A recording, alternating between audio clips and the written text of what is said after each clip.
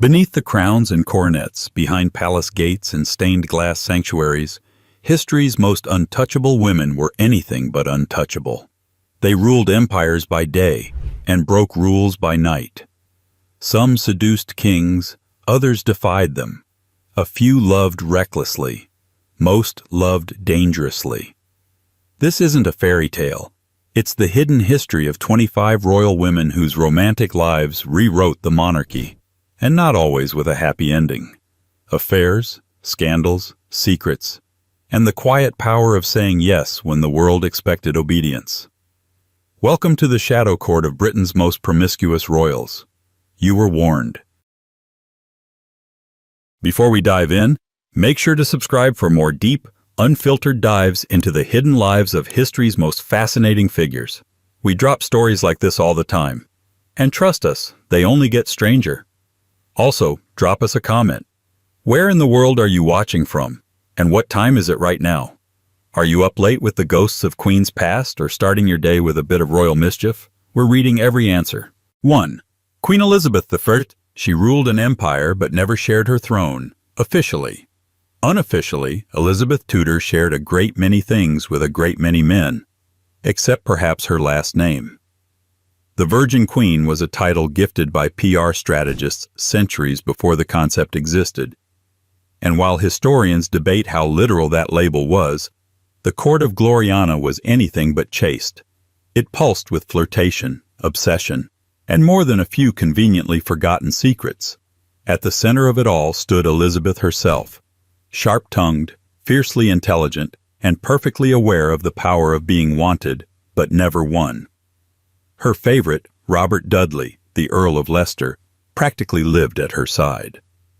He had private chambers adjoining hers, rode with her, danced with her, and was seen whispering to her during council meetings as if they were discussing treaties rather than each other's necklines.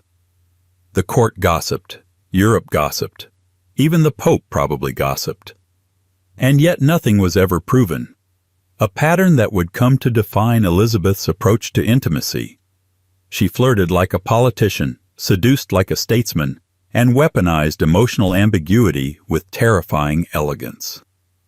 When Dudley's wife mysteriously fell down a flight of stairs, dead, neck broken, rumors exploded. Elizabeth did not flinch. She simply distanced herself publicly while continuing to keep Dudley within reach, emotionally and politically. He remarried years later, disastrously, and Elizabeth's reaction was icy silence and political exile. She wasn't jealous, she was imperial. Then came Robert Devereux, the Earl of Essex. Young, hot-headed, reckless. Everything Dudley wasn't. He was also Dudley's stepson, in case the court needed more fuel for its twisted family drama. Elizabeth, now in her late 60s, doted on the dashing younger man in a way that had her council worried and her enemies thrilled. Their relationship was either a late-stage flirtation or a political tragedy disguised as romance, possibly both. When Essex eventually rebelled against her, Elizabeth had him executed. It was, she later admitted, the hardest decision of her life. But even in grief, she remained enigmatic. The woman who never married had no shortage of men willing to risk life, limb, and reputation for her attention. Some called her cold, others brilliant. But Elizabeth knew the truth. Marriage was surrender. Intimacy was vulnerability. And vulnerability, for a queen in a world run by men, was a luxury she couldn't afford. So she remained perpetually engaged, emotionally, rhetorically, politically, but never quite available. Her relationships were like performances in a candlelit theater, passionate in appearance, controlled in execution, and always ending before the audience could see too much. Whether she ever broke her famous vow of virginity is, ironically, not the most interesting mystery. The better question is, how did she manage to command love, lust, and loyalty without ever relinquishing control of any? And speaking of queens who wielded desire like a blade, Elizabeth wasn't the only one whose love life rewrote history. Just a few decades later, another monarch, younger, impulsive, and far more doomed, would find that giving your heart to the wrong man could cost you more than a crown. 2. Mary, Queen of Scots. If Elizabeth I was the queen who weaponized restraint, then Mary, Queen of Scots, was the one who burned herself alive with passion. Her life was a tragic symphony of romance, rebellion, and rumor, the kind of story that makes historians sigh and dramatists drool. Born to a crown before she could walk, married to a king before she could vote, and imprisoned before she could retire, Mary lived like every decision was made in a hurry. Most of them were. Her first marriage, to Francis II of France, was the fairy tale kind that poets adore and political strategists loathe. She was a teenager, beautiful, graceful, the foreign queen in the French court. He was delicate, nervous, the embodiment of monarchy as a medical condition. When he died young, she became both a widow and a political inconvenience. France had no use for a teenage Scottish queen with her own throne to reclaim, so home she went, back to Scotland, where the bagpipes were louder than the politics but no less deadly. Back home, she made her first mistake, marrying for love. Henry Stuart, Lord Darnley, was handsome, charming, and spectacularly unreliable, the kind of man who looks better in memory than in person. He was also her cousin, which in royal terms meant romantically available. At first they dazzled the court. Then the shine wore off, and Darnley revealed himself to be jealous, arrogant, and dangerously immature. He wanted the crown matrimonial, meaning equal power with Mary, and when she refused, he responded the way fragile men often do, with self-destruction disguised as defiance. The turning point came with the murder of Mary's secretary, David Rizzio. He was her close companion, a foreigner, and the subject of vicious gossip. Darnley, manipulated by noblemen who despised Rizzio's influence, joined them in a midnight ambush. Rizzio was dragged screaming from Mary's side, a scene so horrifying that even hardened courtiers later whispered about it. Mary, pregnant at the time, stayed calm. The next day she forgave Darnley, smiled for the cameras that didn't exist yet, and started planning her escape. When Darnley's house later exploded under mysterious circumstances, with his body found, unburned but strangled in the garden, the scandal was seismic. The prime suspect? James Hepburn, the Earl of Bothwell, a swaggering nobleman with a talent for chaos. Within weeks, Mary married him. The timing was so poor it felt deliberate, as if she'd decided that if the world was going to condemn her, she might as well give it a good reason. Whether she loved Bothwell or simply needed protection is still debated. What's clear is that the marriage was a political catastrophe. Her subjects rebelled, nobles defected. The English court watched gleefully. Within months she was forced to abdicate in favor of her infant son, James VI, and fled to England seeking refuge from her cousin, Elizabeth I. It was, in hindsight, an error comparable to asking a fox to guard your chickens. Elizabeth kept her guest locked up for 19 years. During that time, Mary's romantic legend only grew. Poets painted her as a tragic heroine, a queen undone by love and betrayal. Politicians saw her as a liability wrapped in silk. The truth was probably both. She plotted, or was framed for plotting, to overthrow Elizabeth, an accusation that sealed her fate. When the axe finally fell at Fotheringhay Castle, the witnesses swore the executioner botched the first strike, which feels like a metaphor for her entire life. Dramatic, messy, and impossible to end cleanly. Mary's story is one of contradictions. Faith versus freedom, passion versus prudence, monarchy versus mortality. Her heart, like her crown, was always in someone else's hands.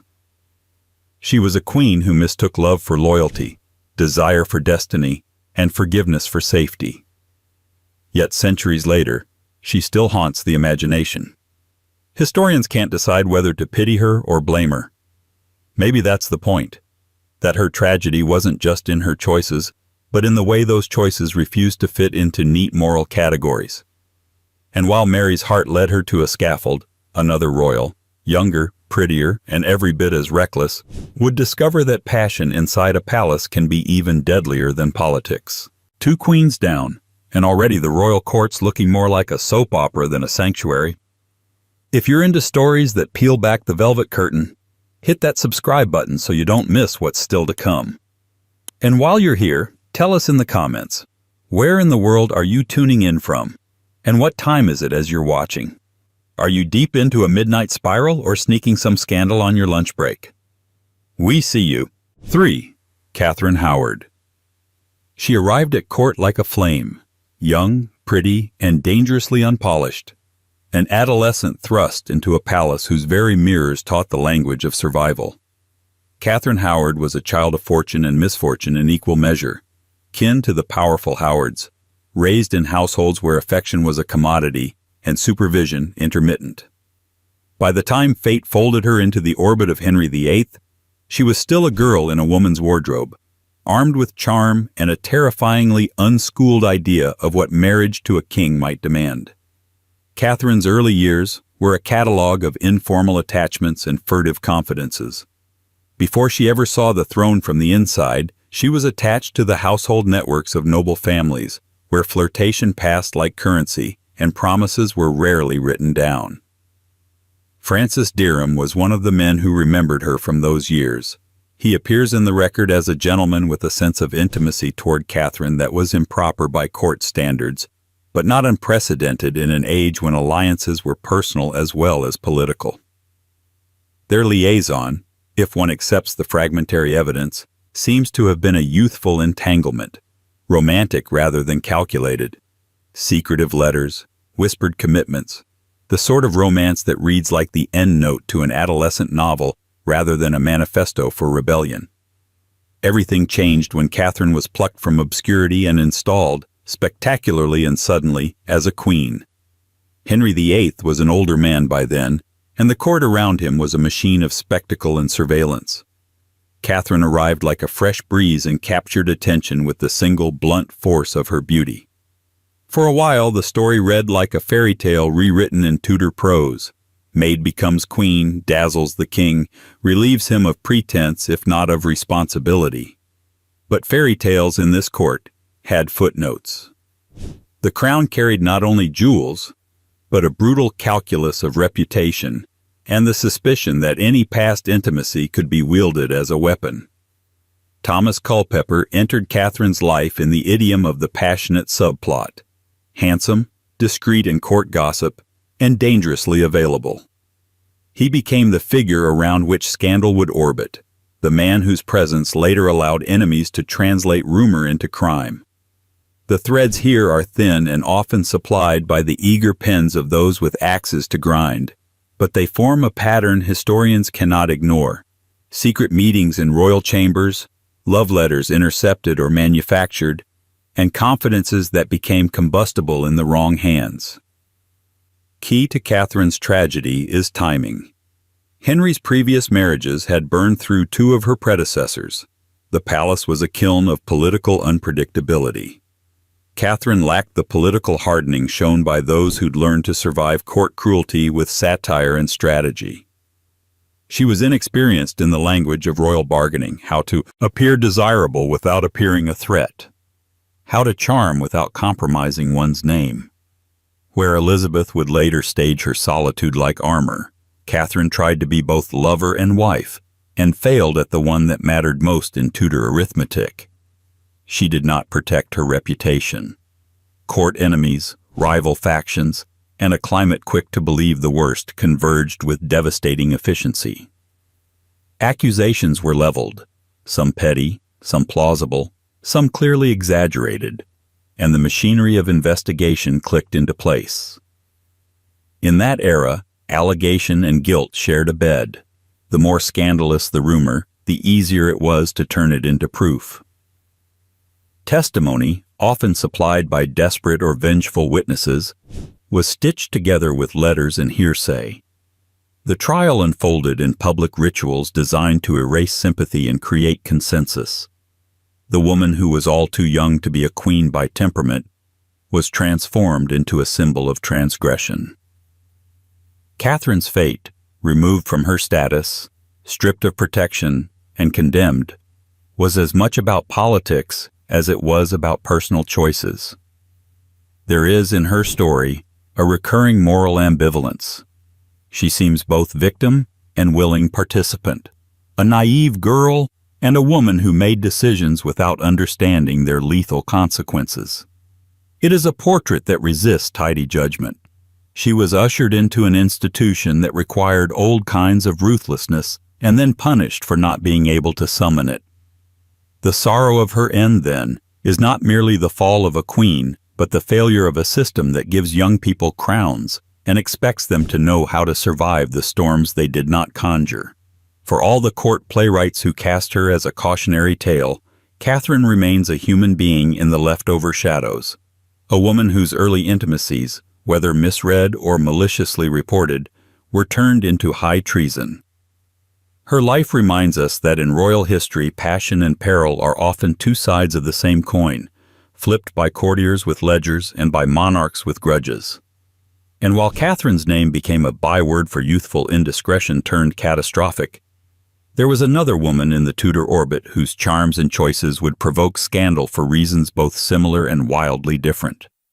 Her story would weave through French courts and English bedchambers, and it begins with a sister, less famous perhaps than her sibling, yet no less adept at turning attention into advantage. 4. Mary Boleyn. If Anne Boleyn was the sister who became a queen, Mary Boleyn was the one who knew how the game was played before the throne was even in sight. She was the prototype, the dress rehearsal, the quietly infamous elder sibling whose name still echoes in the margins of Tudor scandal sheets. Where Anne courted power and infamy, Mary dabbled in something even more dangerous, charm without caution. Her early years read like a continental prologue. As a teenage lady-in-waiting in the French court, arguably Europe's most elite training ground for flirtation, Mary earned a reputation for, let's call it, sociability. Whispers followed her across the channel. The French king himself allegedly referred to her as the English mare, a nickname that wasn't chosen for its nobility. Whether that was slander, mischief, or bitter admiration is unclear. What is clear is that Mary understood how royal courts functioned. Reputation was currency, and intimacy, real or implied, was often the fastest route to influence. Back in England, Mary's name became entangled with a rising star, Henry VIII. Not yet the tyrant of his later years, Henry was still youthful, ambitious, and prone to obsessions. Mary, with her gentle demeanor and easy laugh, caught his eye. She became his mistress, not the first, not the last, but certainly one of the most enduring in the court's memory. Their affair, though never officially acknowledged in public declarations, was an open secret. Henry gifted her a series of expensive tokens, including land and pensions, generosity that conveniently coincided with the birth of her children, whose paternity remains one of Tudor history's favorite unsolved mysteries. It's tempting, in retrospect, to paint Mary as a pawn, used and discarded, the softer prelude to her sister Anne's more theatrical rise. But the truth is murkier. Mary played her role with a subtler kind of ambition. She didn't grasp for power in the way Anne would later do, but she didn't reject opportunity either. When her sister began to rise, Mary stepped aside. Perhaps she knew better. Or perhaps she simply understood that royal favor was a fire, warming from afar, incinerating up close. In a twist that no Tudor novelist could resist, Mary would go on to do something almost unthinkable for a woman of her station, especially a Boleyn. She married for love. Her second husband, William Stafford, was a soldier with neither wealth nor noble status.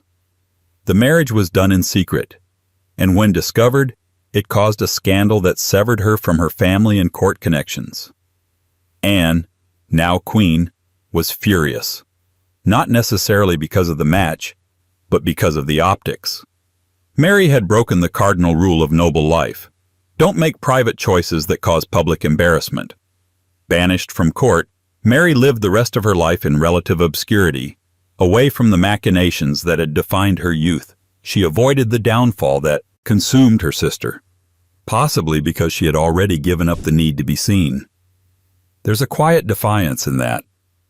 In a world where women were often used to broker power through marriage, Mary made the audacious decision to disappear on her own terms. Her legacy is complicated. To some, she's a cautionary tale, proof that royal attention doesn't always lead to elevation. To others, she's a survivor. Where Anne gambled and lost, Mary folded early and walked away with her life, her family, and perhaps something rarer in Tudor England: peace. And yet, her story casts a long shadow, because while Mary may have stepped away from the spotlight, her younger sister would step directly into it and never escape. Anne Boleyn would become the face of one of the most infamous royal romances in British history. But before she wore a crown, Anne learned how to flirt with danger from someone who'd already been there. And this time, the consequences would be fatal. 5. Anne Boleyn. She was the woman who changed the fate of a kingdom by saying no. That refusal, carefully timed and ruthlessly maintained, made Anne Boleyn one of the most influential and ill-fated figures in British history. If Mary Boleyn was the opening act, Anne was the main performance. Bold, brilliant, and devastatingly strategic. Her romance with Henry VIII didn't just ignite scandal. It shattered England's ties to Rome, redrew the political map of Europe, and left a trail of broken vows and broken necks in its wake. Anne was not conventionally beautiful, at least not by the standards of her time, but she had something better: presence. Sharp-witted, musically talented, fluent in French, and educated far beyond the expectations of her gender, she captivated courtiers without ever needing to flash a crown.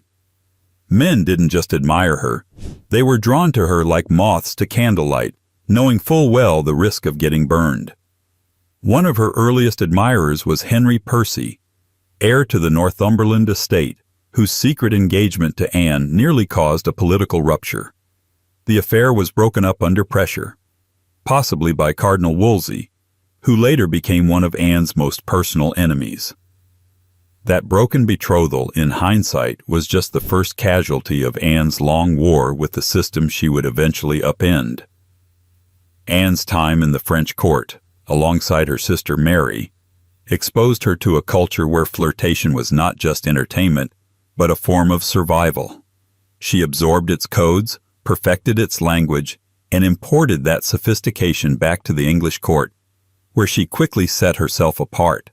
Her intelligence and style were as provocative as her decision to withhold herself from the king. Henry was accustomed to women who yielded. Anne did not, and that made her irresistible. Their relationship unfolded in slow, torturous stages: clandestine meetings, obsessive letters, and political maneuvering that played out like a long-form chess game. Henry offered her everything short of marriage. She refused. The refusal wasn't moral, it was tactical. Anne wasn't interested in being his mistress. She wanted legitimacy, security, and influence. In a court where women were disposable, Anne aimed to be indispensable. So she waited, and while she waited, she watched as Henry slowly rearranged the architecture of power around her. For nearly a decade, England hung in limbo. Henry's marriage to Catherine of Aragon became a national crisis. The Pope refused to annul it. Henry, emboldened and impatient, declared himself head of the Church of England. Anne, now central to the cause, was both muse and scapegoat for the nation's schism. When they finally married, privately at first, Anne was already pregnant with the child Henry desperately wanted to be a son. The birth of a daughter, Elizabeth, was a disappointment that would age into irony. Henry's court was not a place known for long memories, but history certainly remembers what he could not. That daughter would become one of England's greatest monarchs. Anne's position, once unassailable, began to wobble under the same weight that elevated her: expectation. She miscarried at least twice.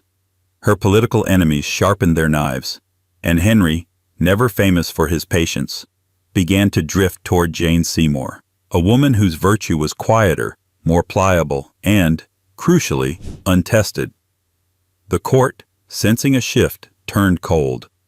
Anne, now queen but not secure, found herself navigating a maze of false smiles and fatal silences. Her downfall was engineered quickly and cruelly. A web of accusations was spun: adultery, incest, treason. The charges were as fantastical as they were effective. Her former admirers, men like Thomas Wyatt, once enchanted by her fire, stood by silently or disappeared entirely. The trial was a performance, the verdict pre-written. Anne's composure throughout her final days unsettled even those who despised her. She made no appeals, only observations. And yet, despite the dramatic end, Anne's story never feels like a simple tragedy. It's more complicated than that. She was neither saint nor seductress, but something much rarer.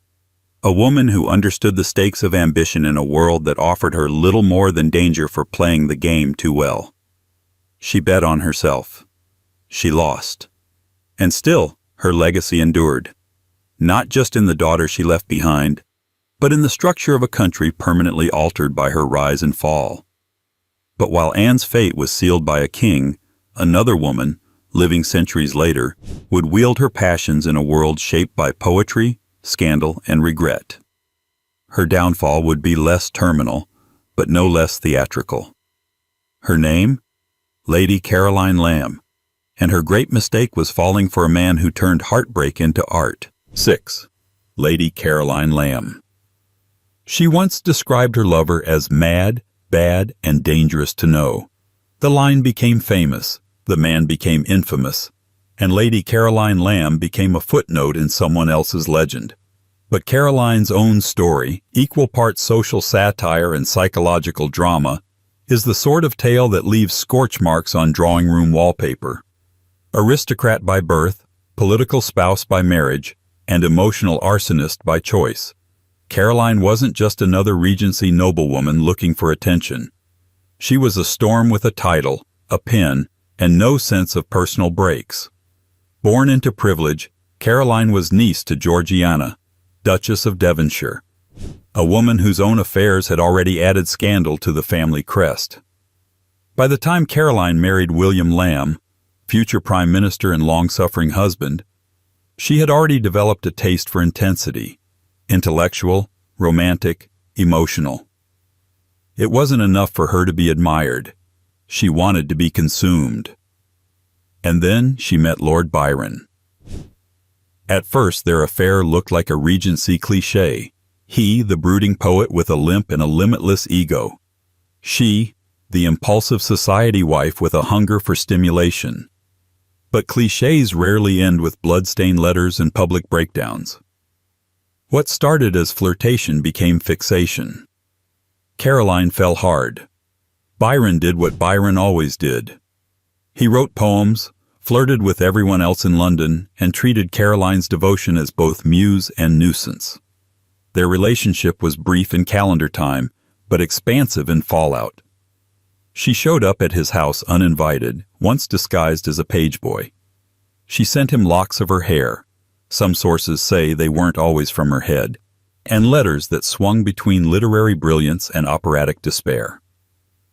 When Byron finally ended things, in a manner befitting his reputation, coldly, publicly, and with theatrical flair, Caroline unraveled. Society, being what it was, blamed her. Women who suffered privately were pitied. Women who suffered out loud were punished. Caroline wrote a novel, Glenarvon, a thinly veiled attack on Byron and the elite circles that enabled him. She portrayed herself as a misunderstood heroine and him as a villain in velvet breeches. It sold scandalously well and immediately destroyed what was left of her social standing. Her husband, William Lamb, stayed with her longer than anyone expected, out of duty or embarrassment or some mix of both. But Caroline's behavior, erratic, emotional, unfiltered, became harder to protect. In the later years of her life, she drifted through the fringes of society, her reputation trailing behind her like a broken hymn. She was mocked, dismissed, sometimes pitied, but never forgotten. Even her critics admitted she had a kind of reckless genius. What makes Caroline's story so compelling isn't just the affair with Byron, it's the way she refused to accept the narrative written for women like her. She wasn't content to be the discarded lover, the silent sufferer, the neatly excised scandal. She wrote back. Literally. She painted herself onto the page, flaws and all, and dared the world to look away. In the end, she didn't die young or tragically beautiful. She simply faded into the footnotes of other people's greatness.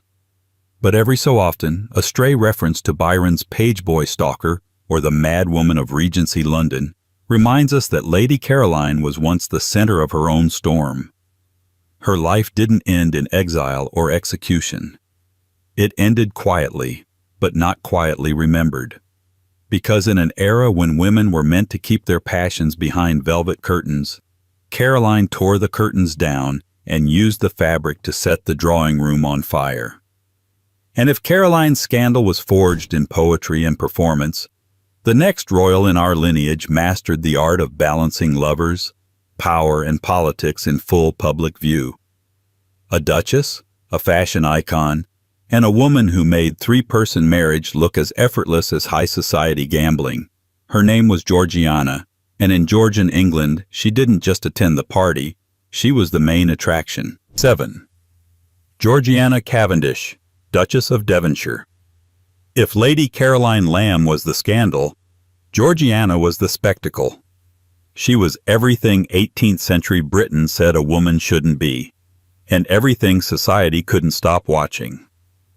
A duchess, fashion icon, political influencer, and walking contradiction, Georgiana Cavendish was adored, envied, slandered, and, perhaps most dangerously, understood herself far too well. She lived in a time when women were expected to whisper their needs. Georgiana, famously, shouted hers in silk and diamonds. Born into the aristocratic Spencer family, yes, the same family that would later give us Diana, Georgiana was practically raised to be admired. She married at 17 into one of the wealthiest families in Britain, becoming the Duchess of Devonshire and taking possession of a title that came with endless gowns, country estates, and, unfortunately, a husband who preferred dogs to conversation. The Duke of Devonshire was emotionally remote, cold-bloodedly pragmatic, and deeply uninterested in intimacy unless it was convenient. Georgiana, radiant and hungry for affection, quickly discovered that being a duchess meant playing hostess while feeling like a guest in her own life. So she turned to the other tools available to her: beauty, wit, political savvy, and, yes, love affairs. Her most famous relationship was with Charles Grey, future Prime Minister and her deeply inconvenient soulmate. Their affair was more than gossip. It was romantic, sincere, and entirely outside the bounds of what her title permitted. She became pregnant by Grey while still married to the Duke, a scandal of seismic proportions even by 18th century standards. The fallout was brutal. Georgiana was forced into exile on the continent, where she gave birth to a daughter who was taken from her and placed with Grey's family. Her return to England was conditional. The child would never be raised as hers. The emotional toll of that loss haunted her for the rest of her life, though she rarely spoke of it. But what makes Georgiana's story more than just another noblewoman's heartbreak is what she did with her social capital. She became a political powerhouse. A Whig supporter in an age when women were expected to stay out of politics, she used her popularity to campaign, literally, for Charles James Fox, canvassing voters with an audacity that scandalized London and thrilled the press. Caricaturists portrayed her kissing butchers for votes. Pamphlets accused her of trading favors for ballots. She knew exactly what they were doing, and kept doing it anyway. Then there was her relationship with Lady Elizabeth Foster, her so-called best friend, and later, co-resident in a romantic triangle that would make even modern tabloids squirm. The Duke, who had little interest in Georgiana's emotional life, somehow found time to take Elizabeth as his mistress. Instead of dissolving the friendship, Georgiana allowed Elizabeth to move in permanently. The arrangement, complex, emotionally fraught and publicly accepted, lasted for decades. Whether this was resignation, affection, or some strategic mixture of both is up for debate. But it was the sort of tangled domestic arrangement that would have destroyed someone less socially gifted. Georgiana turned it into a lifestyle. Through all of this, she maintained her image as the darling of high society. Her fashion choices were studied, copied, and mocked in equal measure. She was known for towering powdered wigs, dramatic plumes, and an ability to turn a gambling loss into gossip gold. Her debts were staggering, her influence even more so. She was both a cautionary tale and a cultural icon, proof that a woman could live boldly, even recklessly, and still command a room full of aristocrats who both resented and adored her. Georgiana's final years were quieter but no less tragic. Her health failed, her finances never recovered, and her political circle faded into history. And yet, her legacy endured. She carved a space for women in the political theater, not by asking for permission, but by showing up more charmingly than anyone else in the room. If Caroline Lamb burned out, Georgiana stayed lit just long enough to leave an imprint. She wasn't a rebel in the traditional sense. She was something more unsettling. A woman who played the game better than the men and smiled while doing it. And while her life was a performance of paradoxes. The next royal didn't need stagecraft to captivate the public. She was born into the glare of flashbulbs, danced with rock stars, and loved like headlines didn't exist. The rebel sister. The icon. The woman who could scandalize a dinner party simply by showing up late. Her name was Margaret, and she was no one's spare. 8. Princess Margaret, Countess of Snowdon. She was the kind of royal who could make a cigarette look like a scepter. Born into power but never quite allowed to wield it, Princess Margaret was the living embodiment of a contradiction the monarchy could never resolve. Glamorous but confined, passionate but policed, adored but constantly reprimanded by the institution that raised her. She wasn't the heir, just the spare. But Margaret turned second place into a performance art. From the beginning, she was cast as the more dramatic foil to her older sister, Queen Elizabeth II. Where Elizabeth was duty-bound, Margaret was defiantly unpredictable. And nowhere was that more apparent than in her romantic life.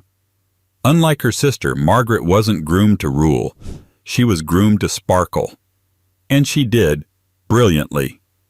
But behind the jewels and quick wit was a woman whose personal desires clashed repeatedly with the invisible script written for royal women. Marry for duty, smile for the cameras, keep your heart to yourself. Margaret's first great heartbreak came early, and publicly. Group Captain Peter Townsend, a war hero, stable, older, divorced. That last detail was the problem. Their relationship bloomed in the 1950s, a time when the British monarchy still liked to pretend it was morally spotless.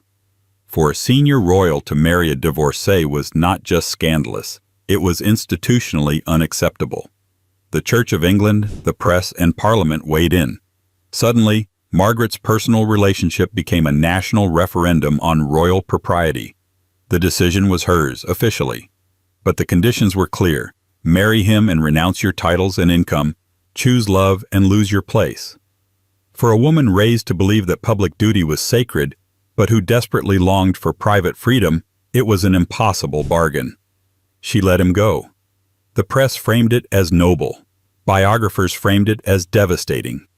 Margaret rarely spoke of it again. Her next chapter was meant to be her fairy tale, marriage to the charming avant-garde photographer Anthony Armstrong Jones. At first it was electric. He was an artist, a commoner, and entirely unlike the stiff-lipped courtiers she had grown up among. He called her ma'am in public and Margaret in private. He photographed her in ways no royal had ever been captured. Intimate, relaxed, real. For a time, they were the glamour couple of Britain. But behind the facade, the marriage was already fraying. Anthony was restless, creatively and romantically. Margaret, used to attention, began to lose his. They both sought distraction in the same way. Other people. Affairs were whispered, then printed. Their lives, once staged for public admiration, became theater for public consumption. Margaret retreated to Mustique, her private island sanctuary, where she threw famously indulgent house parties and took lovers of her own, most notably Roddy Llewellyn, a man 17 years her junior. The tabloids went wild. The royal family winced. But Margaret, ever composed, barely blinked. She had grown up understanding that women in the royal family were expected to suffer quietly. She chose instead to misbehave loudly. Whether on Caribbean beaches or at boozy soirees in Kensington Palace, she lived by her own rules, even as those rules unraveled the image of royal restraint her sister had spent decades maintaining. Her divorce in 1978 was a first for a senior royal since Henry VIII. It broke protocol, tradition, and, predictably, the press. But by then, Margaret was less concerned with approval than survival. She had spent a lifetime trying to balance love and lineage, desire and duty, and somewhere along the way, she had stopped pretending they could ever coexist peacefully. Margaret's later years were quieter, shadowed by illness and the weight of a lifetime spent at war with expectations. But she remained, even in decline, utterly herself, sharp, theatrical, unapologetically human.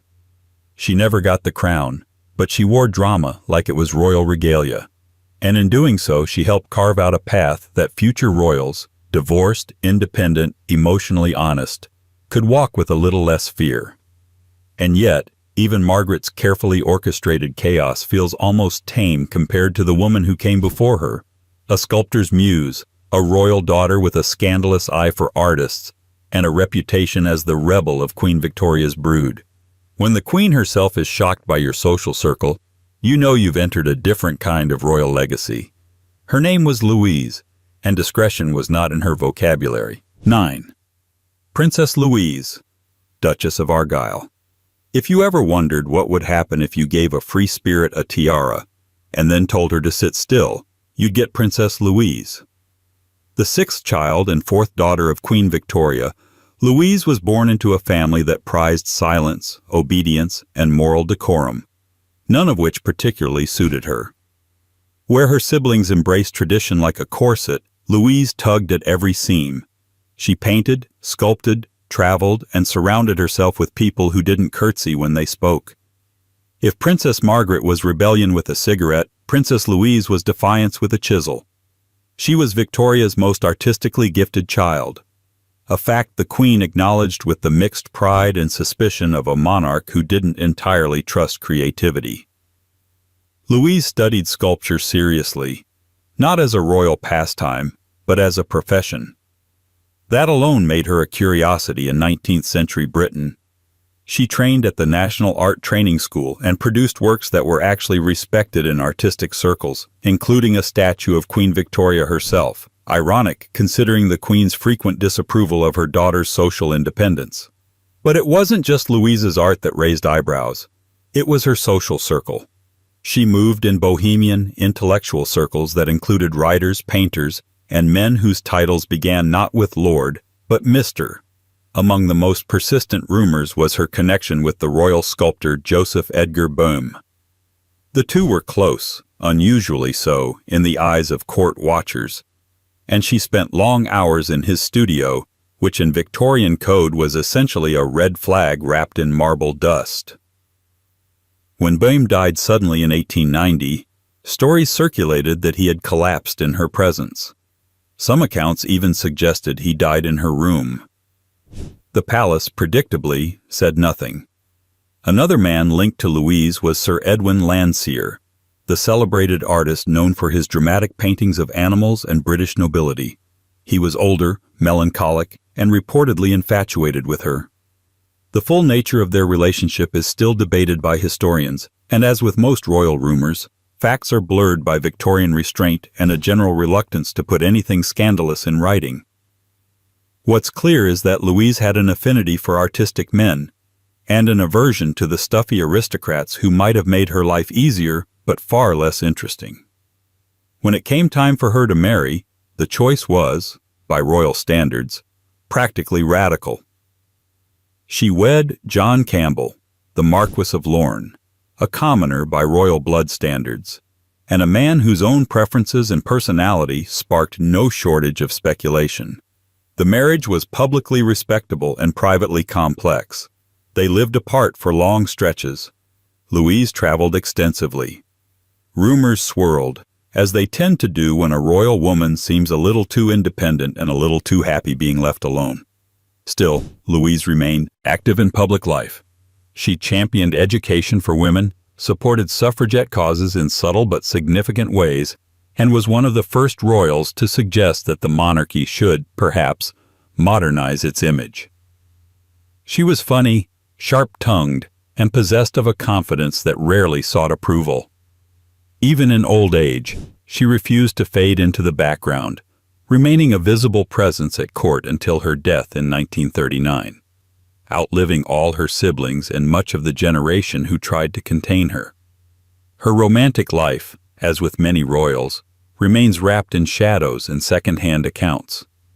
But what separates Louise from so many of her contemporaries is how deliberately she lived outside the frame. While her mother was writing letters about moral discipline and her brothers were marching in uniform, Louise was sculpting, debating, traveling, and perhaps, quietly, loving as she pleased. If she was scandalous, it was never through carelessness. It was through choice. And while Louise's rebellion wore the velvet gloves of Victorian discretion, the next royal would be far less subtle. Her affairs would be paraded through Europe's gossip channels, and her fondness for handsome companions would turn royal exile into a theatrical protest. She wouldn't just break the rules, she'd waltz past them in full view of the court, preferably with her favorite Italian servant on her arm. Her name was Queen Caroline of Brunswick, and scandal was practically her love language. 10. Queen Caroline of Brunswick. If ever there was a royal who treated scandal less like a consequence and more like a sport, it was Queen Caroline of Brunswick. She was the estranged wife of King George IV, though estranged might be too polite a word for what was essentially a marriage powered by mutual disgust, public humiliation, and a shared inability to keep personal drama out of political headlines. From the moment she stepped into England until her last, disastrous attempt to attend her own coronation, Caroline lived in direct defiance of royal decorum. And nowhere was that defiance more obvious than in her love life. Born a German princess, Caroline arrived in England in 1795 to marry George, then the Prince of Wales. It was a political match, as many were, but this one was doomed before the ink dried on the engagement papers. George already had a secret marriage under his belt, one Parliament refused to recognize, and a parade of mistresses whose influence far outweighed any affection he reserved for his new bride. When he first met Caroline, he reportedly asked for brandy. She later described him as very fat and nothing like his portrait. If you're wondering how the wedding night went, so was everyone else. George reportedly passed out drunk in the fireplace. The bar for wedded bliss was low, and still, they didn't meet it. Still, duty was duty, and within 9 months they had a daughter, Princess Charlotte. Shortly afterward, George moved Caroline out of his life, his palace, and his favor. She was given a residence, a small staff, and the kind of isolation that could either turn a woman bitter or bold. Caroline chose bold. Her new life was unconventional from the start. She filled her household with musicians, intellectuals, and working-class staff who became companions, confidants, and, if the rumors are to be believed, much more. Among them was Bartolomeo Pergami, an Italian servant who rose suspiciously fast through her household ranks. He started as a courier and within months was promoted to chamberlain. By the time Caroline was living in Italy in semi-exile, Pergami was sharing her table, her carriage, and her villa. Whether or not they shared a bed was the subject of parliamentary debate, a national pastime by that point. British spies stationed in Italy sent back detailed reports. Witnesses claimed they saw Pergami enter her chambers at odd hours, dine with her intimately, and travel with her in ways that suggested more than professional loyalty. The government, desperate to prevent Caroline from returning to England and reclaiming her place as queen, built an entire legal case around these allegations. When George IV finally took the throne in 1820, he pushed for a formal investigation, the Pains and Penalties Bill, intended to strip Caroline of her title and publicly disgrace her. The trial was a circus.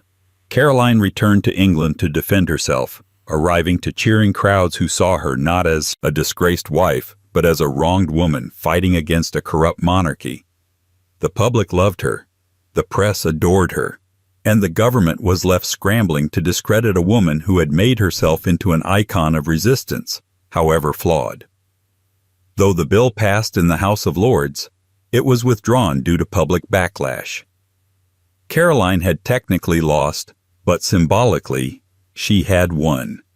The monarchy had been humiliated, the king exposed as petty and vindictive, and Caroline emerged, temporarily, as a people's queen. But the final act was yet to come. When she attempted to attend George's coronation in 1821, she was physically barred from entering Westminster Abbey. The doors were closed in her face, literally. Days later she fell ill and died, her last words allegedly asking to be buried as the injured Queen of England. Even in death, she was making a statement. Caroline's romantic life remains a puzzle of implication and innuendo. Maybe she did fall in love with Pergami. Maybe she enjoyed the freedom of scandal more than the safety of royal protocol. Either way, she showed what happened when a royal woman refused to play the quiet game. She lived loudly, defiantly, and without apology. And while Caroline stormed palaces with rumors and lawsuits, the next royal on our list would challenge her crown for public fascination, but with a very different strategy. She didn't rebel through spectacle. She rebelled through sincerity. She became the most photographed woman in the world, the Queen of Hearts in a broken marriage, and the royal whose lovers would be discussed across breakfast tables in continents alike. Her name was Diana, and her heartbreak would change the monarchy forever. 11. Lady Diana Spencer, Princess of Wales. She married a prince and became a global fairy tale, briefly. Then, as the fantasy peeled away under flashbulbs and televised interviews, the world saw something stranger and far more gripping. A woman navigating one of the most high-profile emotional collapses in modern royal history. Lady Diana Spencer, better known as Princess Diana, wasn't just beloved. She was studied, chased, dissected. Her love life, laid bare in tabloid headlines and whispering corridors, became a mirror of a monarchy increasingly out of step with its subjects. When she married Prince Charles in 1981, she was 20 years old and already mythologized. Shy, photogenic, and conveniently aristocratic, Diana was cast in a role that no one, including Diana herself, fully understood. The wedding was televised to hundreds of millions, complete with a dress so voluminous it looked like it might swallow her whole. But behind the public choreography, things were already offbeat. She later described the experience as walking to the altar like a lamb to the slaughter. It was not hyperbole. The marriage began cold and remained that way. Charles, emotionally constipated and still entangled with his longtime confidant Camilla Parker Bowles, gave Diana little in the way of reassurance. What he did give her was scrutiny, isolation, and the faint suggestion that she should be grateful. Diana, already vulnerable and intensely self-aware, quickly found herself trapped, emotionally, psychologically, and publicly.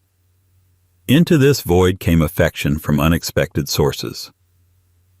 One of the first widely known figures in Diana's post-marital emotional orbit was James Hewitt, a cavalry officer with a penchant for horseback riding and, more fatefully, attentive listening. Their connection began as a riding instructor-student relationship and evolved into something more. By all accounts, a sincere, long-running affair during the late 1980s. The tabloids had a field day when it eventually came to light. He spoke to the press. She remained silent at first, then later confirmed the relationship. It was scandal, yes, but it was also one of the rare moments in her life when she was allowed to be human. Then came Hasnat Khan, the so-called love of her life, a heart surgeon who, by sheer contrast to her high society surroundings, became the emotional anchor Diana had always sought. He was private, grounded, and famously indifferent to fame. Their 2-year relationship was intensely guarded, secret meetings, disguises, backdoor entrances, but ultimately doomed by the same forces that plagued Diana from the beginning: the press, the palace, and the unrelenting weight of being adored by strangers but distrusted by her own circle. After Khan came Dodi Fayed, the Egyptian film producer and heir to the Harrods' fortune. Their summer romance in 1997 unfolded like a billionaire's daydream. Yachts, champagne, sun-kissed photo ops. To some, he was a rebound, to others, a symbol of Diana's post-royal liberation. Their time together was brief but saturated in spectacle. And it ended, tragically, in the Pont de l'Alma tunnel in Paris. That moment, more than anything else, sealed Diana's myth. It wasn't just the death of a princess. It was the death of whatever belief still remained in the monarchy's ability to control its own narrative. But what makes Diana's romantic history more than a tabloid timeline is how it revealed the impossible bind she was placed in. The monarchy expected her to be both angel and ornament. The public wanted vulnerability, but only in curated doses. Diana, for all her privileges, was one of the first royals to fully live and love under 24-hour surveillance. Her affairs were less about betrayal than they were about escape. Her relationships weren't just emotional choices. They were existential ones. She tried, at various points, to balance duty and desire, but the scales were always tilted. Every romantic gesture became a press opportunity. Every emotional connection was repackaged as a betrayal. And yet, through it all, Diana remained improbably dignified, even when at her most wounded. She mastered the art of emotional transparency in an institution built on silence. It made her dangerous and unforgettable. Diana's lovers weren't just men. They were milestones in a journey away from royal obedience toward personal freedom, and each one, in his own way, reminded the world that even a palace can feel like a prison.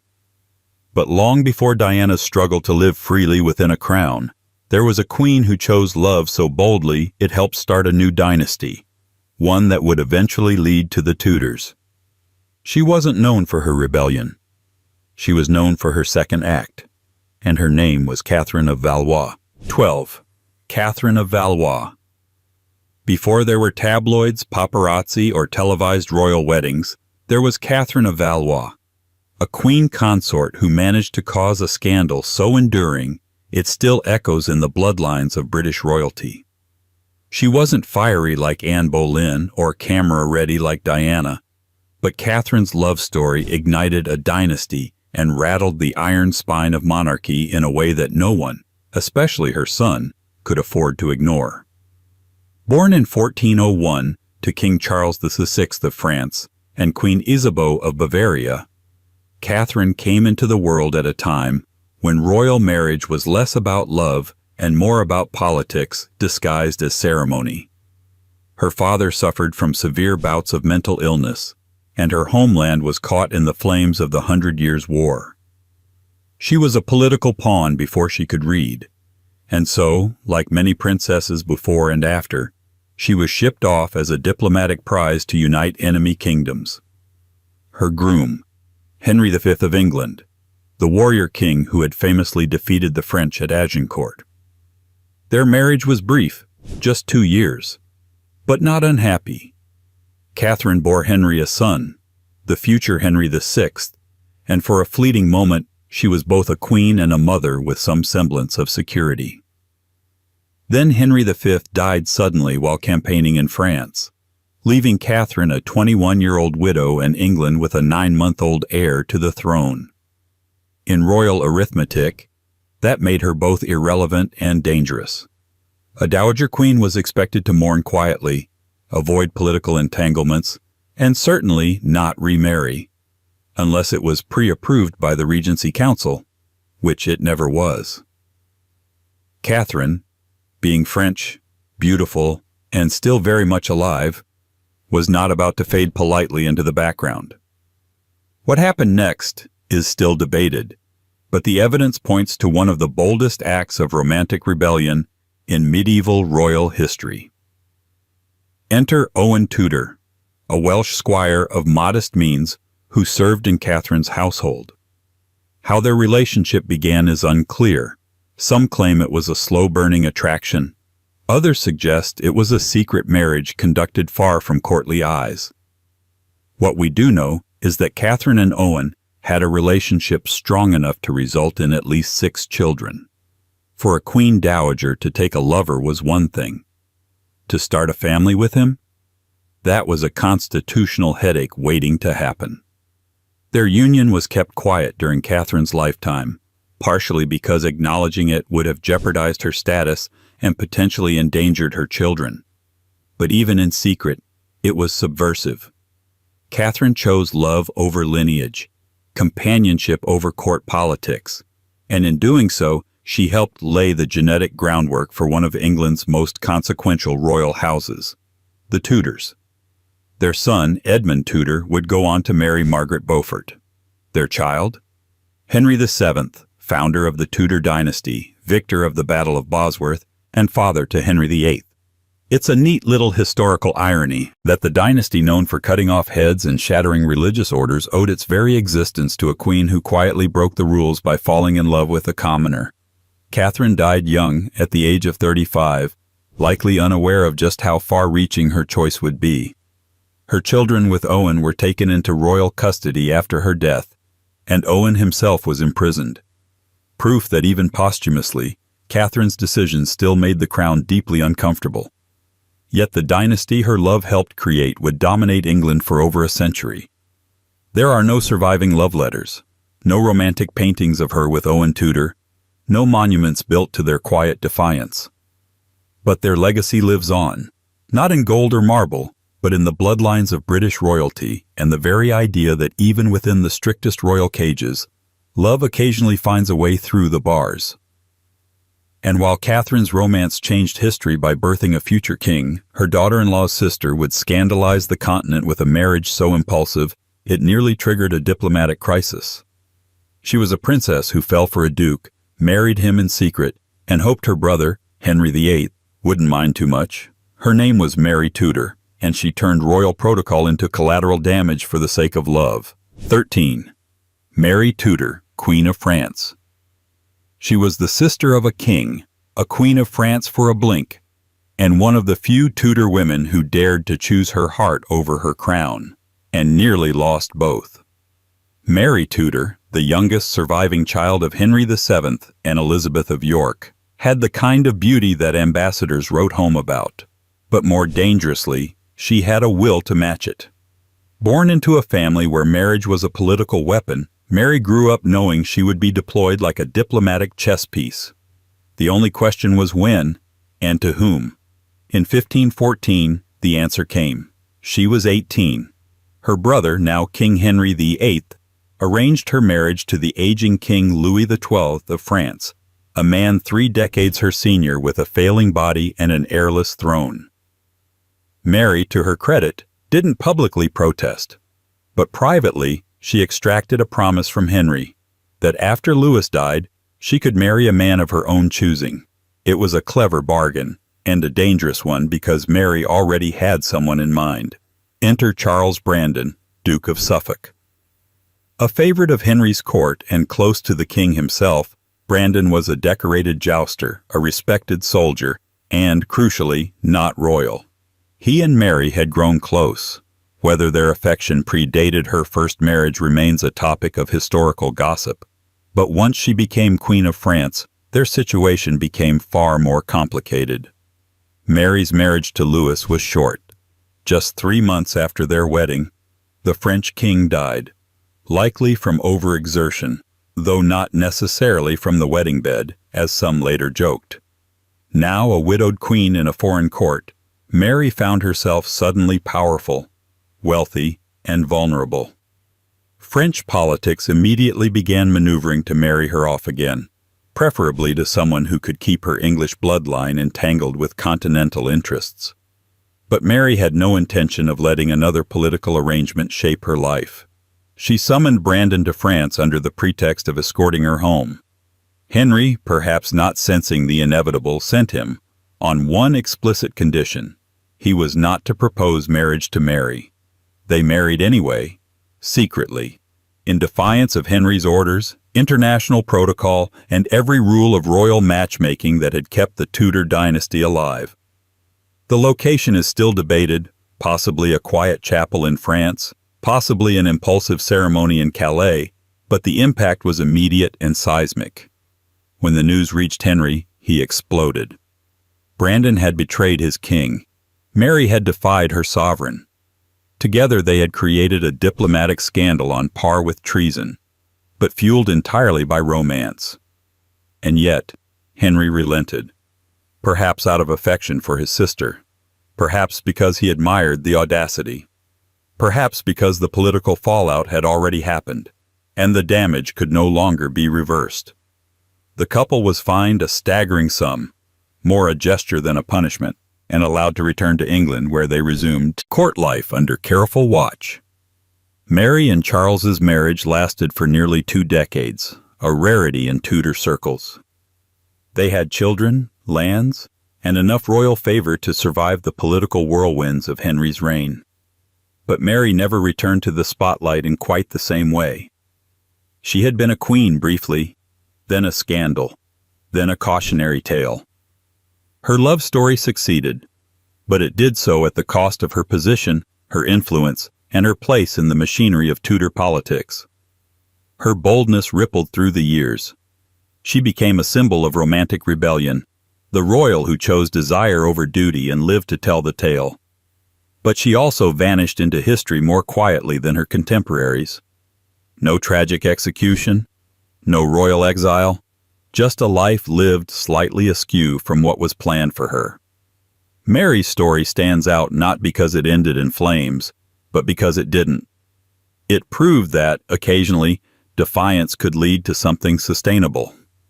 That love, once in a while, could survive in the halls of power. And that even in a dynasty known for its bloodshed and betrayals, not all risks ended with a sword. But if Mary's rebellion was tender and mostly forgiven, the next queen would tread more treacherous ground. She ruled not just over England, but over rumors, court intrigues, and the quiet suspicions of emotional intimacy with a man whose name lingered in every corner of her palace. Her name was Anne of Austria, better known to English history as Anne of Denmark, and she left behind more questions than answers. 14. Anne of Austria, Queen of England, Anne of Denmark. History remembers her inconsistently, sometimes as Anne of Denmark, sometimes as Anne of Austria, and often as a footnote in the theatrical reign of James VI of Scotland and I of England. But behind the royal title was a queen consort with a sharp mind, an artistic soul, and a personal life shrouded in layers of ambiguity that no historian has quite unraveled. Anne lived at the heart of a monarchy that was evolving from medieval absolutism into something messier, more performative, and much more public. And in the middle of all this, she built a court that was part theater, part salon, and possibly part emotional battleground. Married to James at the age of 14, Anne came into the Scottish court as a foreign princess, Danish, Protestant, elegant, and completely unprepared for the fierce weather of both the Highlands and her husband's affections. James was intelligent, politically savvy, and notoriously disinterested in romantic convention. Their early relationship was a mix of diplomacy and awkward distance. Anne gave birth to several children, including the ill-fated Prince Henry and the future Charles I, but the couple's personal rapport remained chilly. They fought over everything from finances to the custody of their son. One particularly bitter episode saw James seize the baby Henry from Anne's care, a move that left her devastated and permanently suspicious of his motives. Left to her own devices, Anne built her own court. And it was anything but passive. She surrounded herself with artists, musicians, playwrights, and courtiers who blurred the lines between companionship and something deeper. The Mask, a genre of courtly performance mixing dance, music, and symbolic spectacle, became her calling card. Anne didn't just sponsor these performances, she starred in them. Draped in velvet, pearls, and metaphor, she played everything from goddesses to allegorical virtues. It was entertainment, yes, but it was also subtext. In a world where her voice had no formal power, performance became her preferred language of influence. It's within this courtly haze of art and politics that rumors began to swell, most notably about her relationship with George Villiers, the Duke of Buckingham. Though more famously linked with King James, Villiers' closeness with Anne raised eyebrows in its own right. Some contemporaries noted a certain rivalry between the Queen and the King over Villiers' affections. Others speculated that Anne and Villiers shared a private intimacy of their own, emotional or otherwise. And then there were the whispers about Anne's ladies-in-waiting. Names like Jean Drummond and Margaret Stuart linger in the correspondence of the time, though always just out of reach. Letters between Anne and her female companions hint at deep affection, dependency, and occasionally veiled tension. Whether this suggests romantic entanglement or simply the intense emotional bonds cultivated in the artificial world of court life remains, as ever, a question of interpretation. Anne never confirmed nor denied anything. She didn't need to. She lived in an era when deniability was a form of control. Her public image remained intact. A queen with taste, culture, and enough distance from politics to be safely admired but not fully understood. When James died in 1625, Anne had already passed, 5 years earlier, quietly, after a long illness. In death, as in life, she remained mysterious. What makes Anne of Denmark's romantic legacy so fascinating is precisely how little is proven. There are no explicit letters, no definitive scandals, just a swirl of suggestions, patterns of intimacy, and the peculiar freedom afforded to women who mastered the art of being watched without revealing too much. She lived at the edge of power, adjacent to danger, and possibly within reach of emotional escape. But unlike many royal women, she kept her secrets.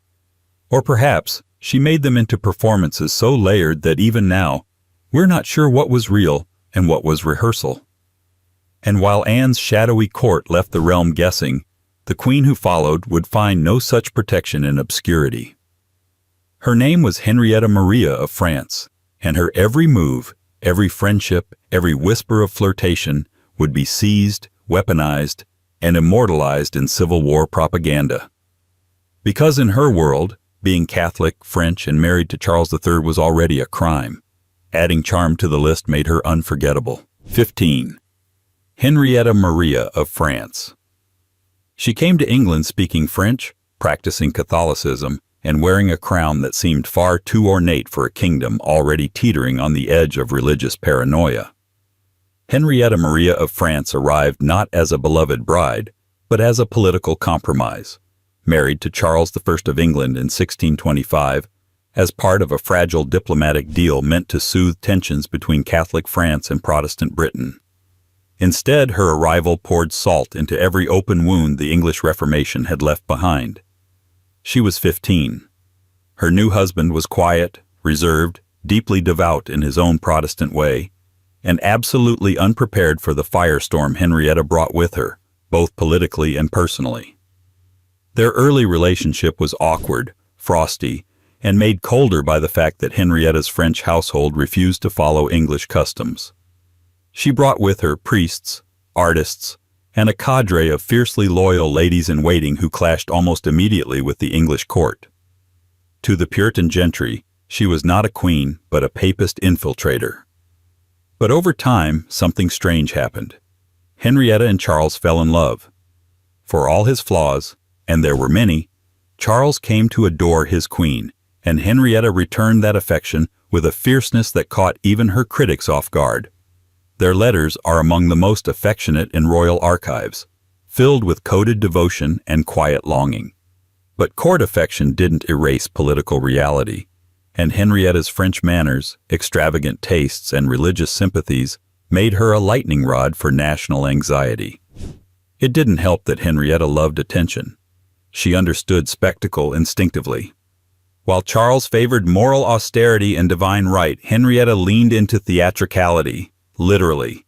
She participated in court masques, danced before foreign envoys, and surrounded herself with musicians, painters, poets, and playwrights.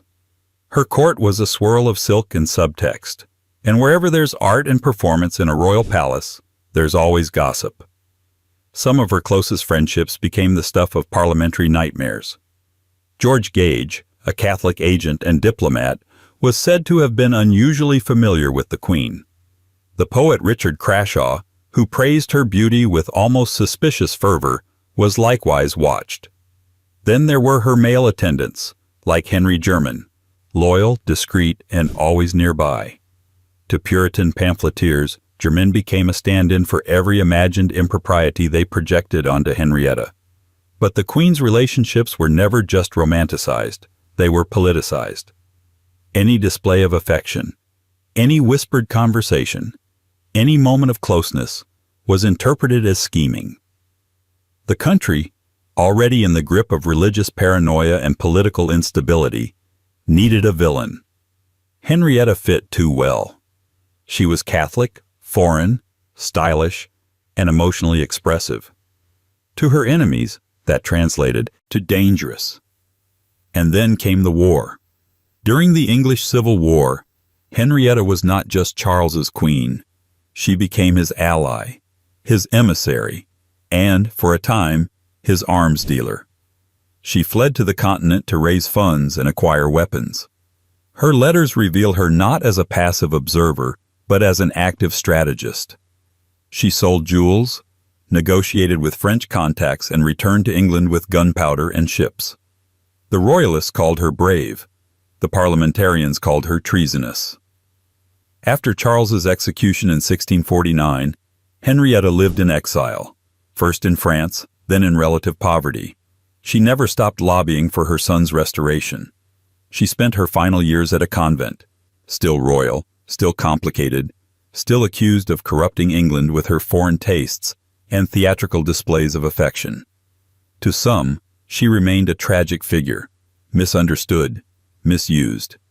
To others, she was a symbol of everything the English monarchy needed to forget.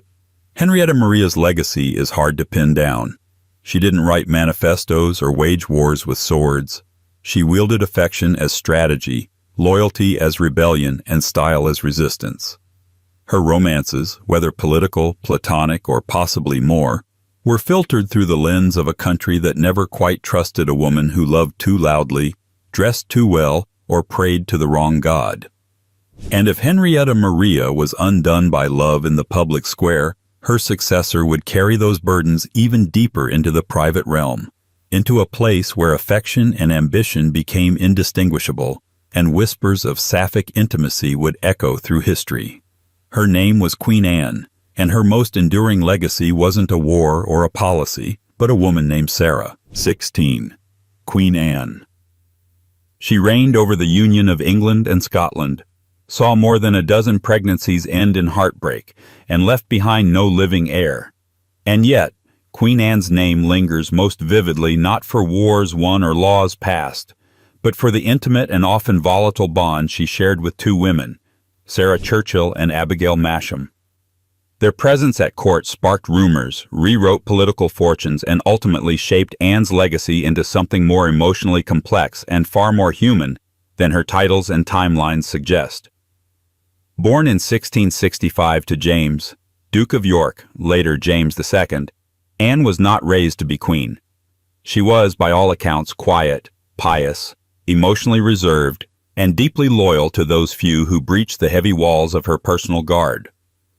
She married Prince George of Denmark, a man whose political footprint was light and whose presence in Anne's public life was minimal. Their marriage was by most historical accounts affectionate, if uneventful. But Anne's deepest and most enduring attachments would not be with her husband. Enter Sarah Churchill, later the Duchess of Marlborough, Anne's closest friend, confidant, and political advisor for nearly 4 decades.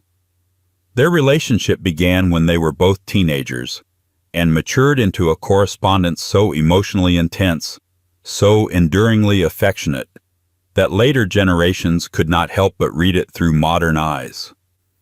Sarah called Anne Mrs. Morley, while Anne addressed her as Mrs. Freeman, nicknames meant to suggest a friendship of equals.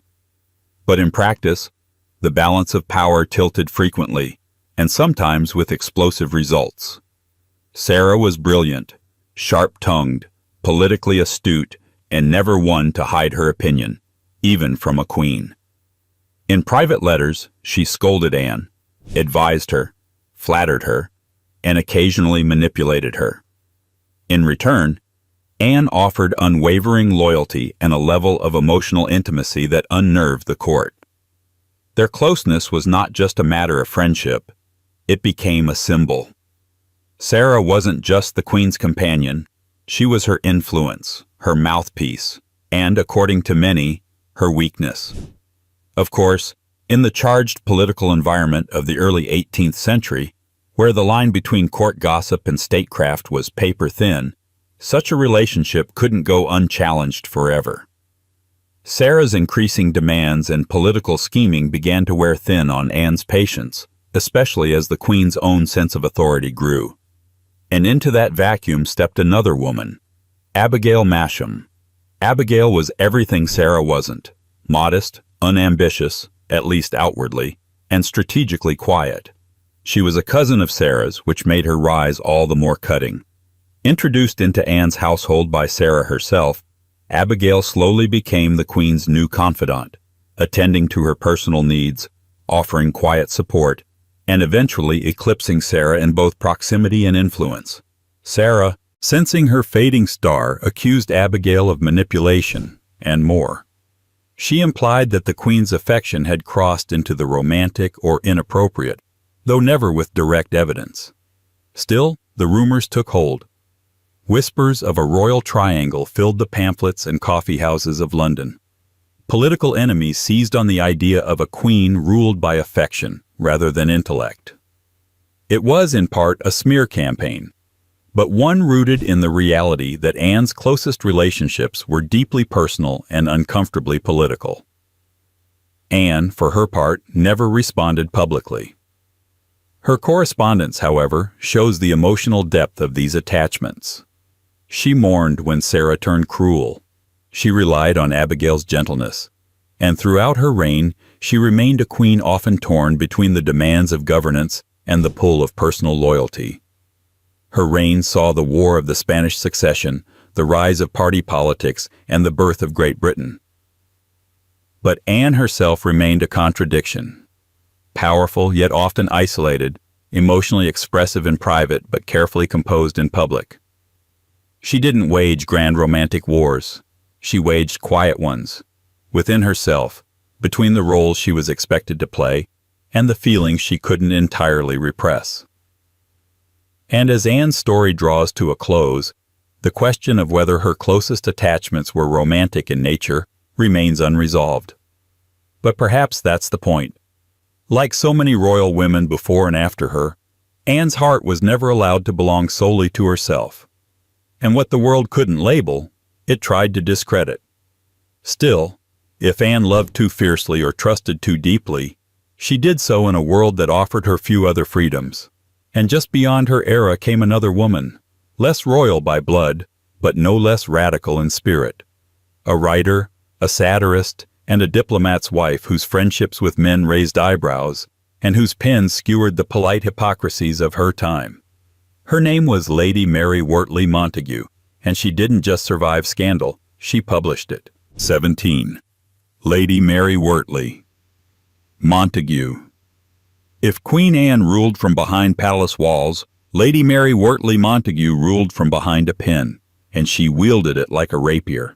She was born into privilege, married into politics, and wrote her way into a kind of immortality that few women of her era could dream of, much less achieve. Lady Mary wasn't a royal by blood, but she moved in their circles, spoke their language, and flouted their rules with a grin so sharp it could slice lace.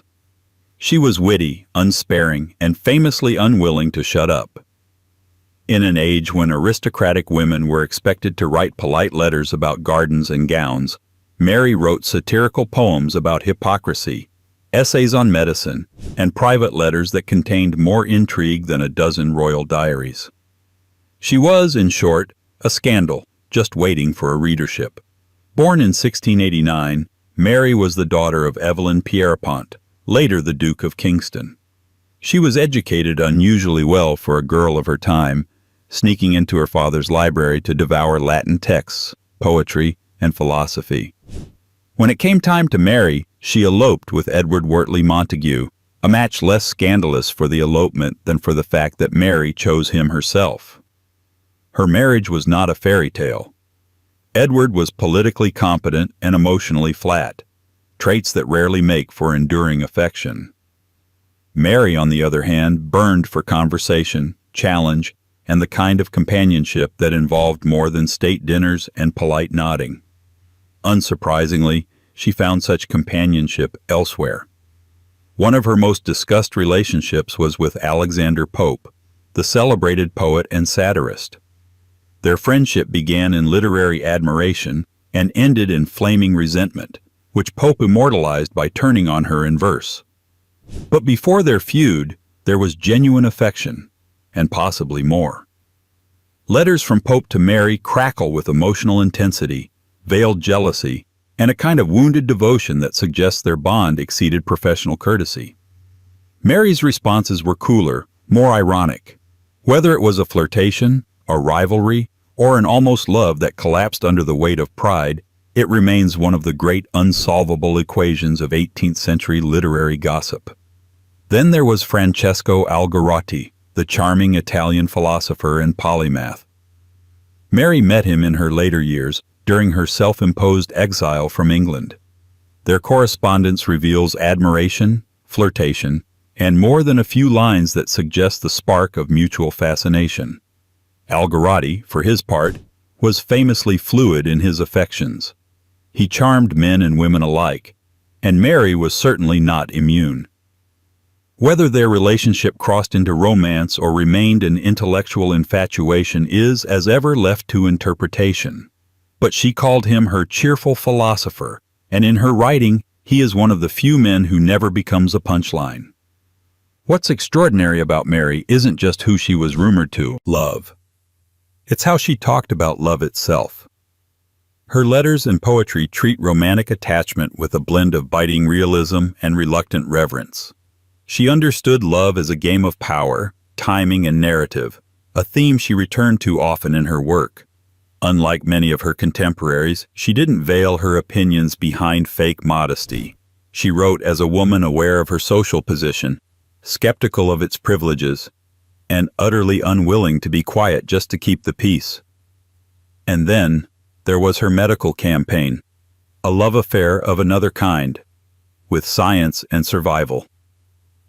During her time in the Ottoman Empire, she observed the practice of smallpox inoculation and championed it back in England, facing ridicule from doctors and aristocrats alike. It was perhaps the most consequential act of her life, saving thousands, if not millions, of lives, yet one that placed her firmly outside the polite traditions of royal women's roles. Mary was never crowned, but she reigned, over words, over men's egos, and over the thin line between scandal and truth. She was a social threat, not because she loved too many or too freely, but because she did so without apology. Her romances, whether platonic or physical, were not secrets hidden away. They were ideas she explored, tested, and, when necessary, mocked. She lived on her own terms, which in her world was the biggest scandal of all. And if Lady Mary wielded a pen like a blade, the woman who followed her would be born into softer expectations and harsher outcomes. She was young, royal, and beloved by the public, until tragedy turned her into a national wound. Before her death at just 21, she would become a symbol of romantic idealism and the heavy price it carried. Her name was Princess Charlotte of Wales, and her love story was the one the monarchy never recovered from. 18. Princess Charlotte of Wales.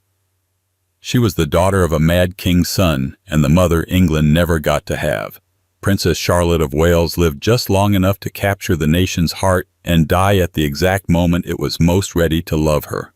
Her life was short, carefully staged, and ultimately tragic, not because she rebelled too much, but because she was poised to become everything the monarchy needed just before it could happen. And in those brief, luminous years, Charlotte's romantic choices made her both a national darling and a political dilemma. Born in 1796, Charlotte was the only legitimate child of George, Prince of Wales, later George IV, and his estranged wife, Caroline of Brunswick. Their marriage was one of history's more theatrical diplomatic errors. He detested her from the moment they met, and she responded with equal parts sarcasm and flamboyant retaliation. The result was a royal tug-of-war, with Charlotte trapped in the middle. As their only child, she became a pawn in a very public domestic Cold War. Even before she learned how to navigate a court, Charlotte was learning how to survive one.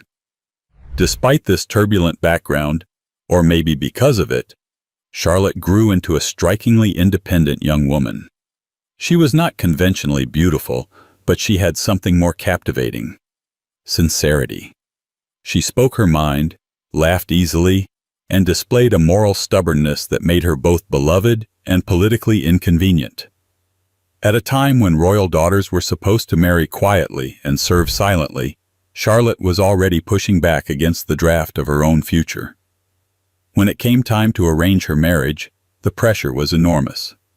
England was in political transition, and the public was tired of the moral ambiguity that seemed to define the royal family.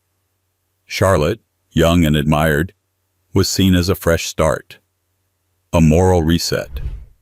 So when she refused her first serious match, Prince William of Orange, because she couldn't imagine being happy with him, the nation held its breath. And then she met Prince Leopold of Saxe-Coburg. Leopold was everything the court hoped for: refined, modest, European, but not too European, and impeccably respectful. More importantly, Charlotte adored him. Their courtship was cautious but genuine. He listened. She trusted him. For a princess who had watched marriage used as both threat and punishment, it must have felt like rebellion in its purest form. The right to choose. The people approved. Parliament approved. Even her father grudgingly approved. Their wedding in 1816 was less extravagant than expected but profoundly emotional. For a brief moment, the British monarchy had something it rarely did: a young royal couple admired for who they were, not just what they represented. Charlotte and Leopold settled into married life at Claremont House, away from the London stage but under constant national observation. Every letter, every outing, every rumor about a pregnancy became front-page news. When Charlotte did become pregnant in 1817, the country celebrated as if a new golden age had already begun. She was 21. She had done everything right. She had chosen love, married well, and carried the next heir to the throne. But on the night of November 5th, after an excruciating 50-hour labor, Charlotte delivered a stillborn son. Hours later, she died from complications. The public response was staggering. Shops closed. Workers wore black armbands. The nation entered a spontaneous period of mourning not seen again until the death of Diana. It wasn't just the loss of a young woman. It was the loss of an entire imagined future. Charlotte had represented a different kind of monarchy, emotionally accessible, morally sound, and personally chosen. Her love story had felt like a national victory. Her death felt like punishment for hoping. Leopold, shattered, would never fully recover. He eventually remarried and became the first king of Belgium, but he kept Charlotte's portrait by his side for the rest of his life. As for England, Charlotte's death created a vacuum so severe it spurred a royal marriage race among her uncles, desperate to produce the next heir. The winner of that race was Edward, Duke of Kent, whose daughter, Victoria, would grow up to define an entire era. But before Victoria, there was Charlotte, a young royal who lived just long enough to prove that love could be both revolutionary and respectable. And if Charlotte's brief romance ended in national mourning, the next woman on our list would stretch her emotional entanglements into something far more strategic, becoming the whisper behind the throne and the shadow in the Queen's bedchamber. Her name was Sarah Churchill, and she ruled hearts and courts alike. 19. Sarah Churchill, Duchess of Marlborough. She was never a queen, never a princess, and never expected to matter beyond her marriage. And yet, Sarah Churchill, born Sarah Jennings, became one of the most powerful, polarizing, and intimately entangled women in the history of the British monarchy. She didn't wear a crown, but she wore down monarchs. She didn't lead armies, but she directed generals. And perhaps most notably, she didn't just serve Queen Anne, she reshaped her. Sarah's story is often reduced to her rise and fall in Anne's affections, but that's like describing a hurricane as somewhat windy. She was Anne's childhood companion, political advisor, emotional anchor, and for a time, the most trusted person in the entire kingdom. Their relationship began when Anne was still a princess, isolated, insecure, and desperate for connection. And Sarah, though a few years older, offered the sort of loyalty and candor that the future queen found irresistible. Where courtiers flattered, Sarah told the truth, or at least her version of it. They gave each other nicknames. Sarah was Mrs. Freeman, Anne was Mrs. Morley, an attempt at leveling their social imbalance. It didn't work.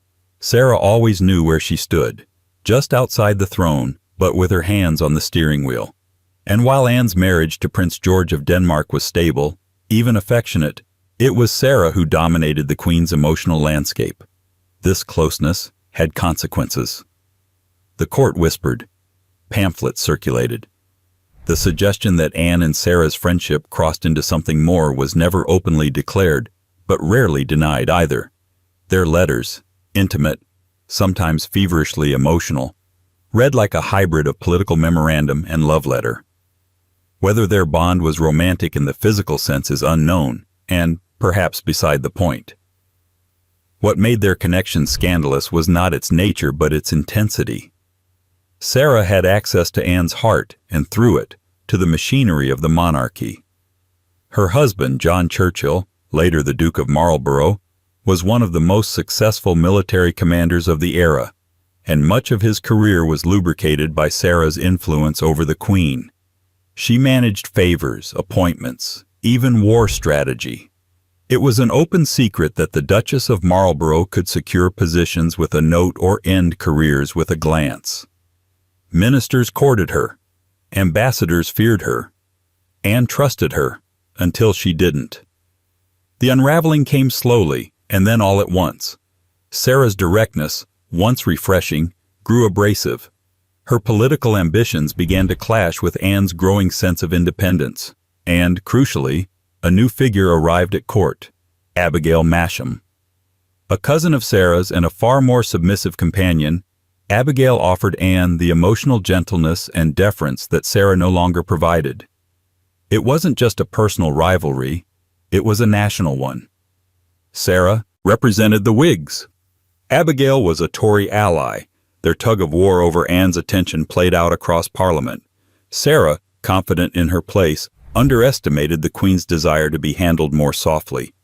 She wrote increasingly frustrated letters, reprimanding Anne for her decisions, criticizing Abigail and insisting that she, Sarah, was the only one truly loyal. Anne, tired of the pressure and increasingly weary of her old friend's tone, began to withdraw. Eventually, Sarah was dismissed. Officially, it was political. Emotionally, it was an implosion. The woman who had once ruled the Queen's inner world found herself locked out of both palace and favor. But she didn't go quietly.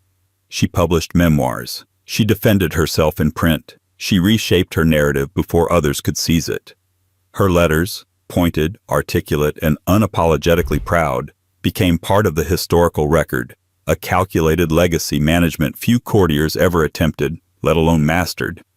Sarah Churchill was many things: brilliant, manipulative, fiercely loyal, deeply controlling, and endlessly compelling. Her relationship with Anne was not just an affair of state. It was an affair of identity. She helped Anne rule, shaped her decisions, and then paid the price for believing she was irreplaceable. And while Sarah's power came from her closeness to a queen, the woman who follows her would rise through a very different kind of intimacy, less political, more passionate. She would seduce a king, mother royal bastards, and defy the odds by dying with her head still attached. Her name was Elizabeth Woodville, and she didn't climb to the throne. She married into it, with scandal, strategy, and no shortage of whispers trailing behind her. 20. Elizabeth Woodville. She was a widow, a mother, and a commoner, or at least as common as a lady with a minor noble title could be in 15th century England.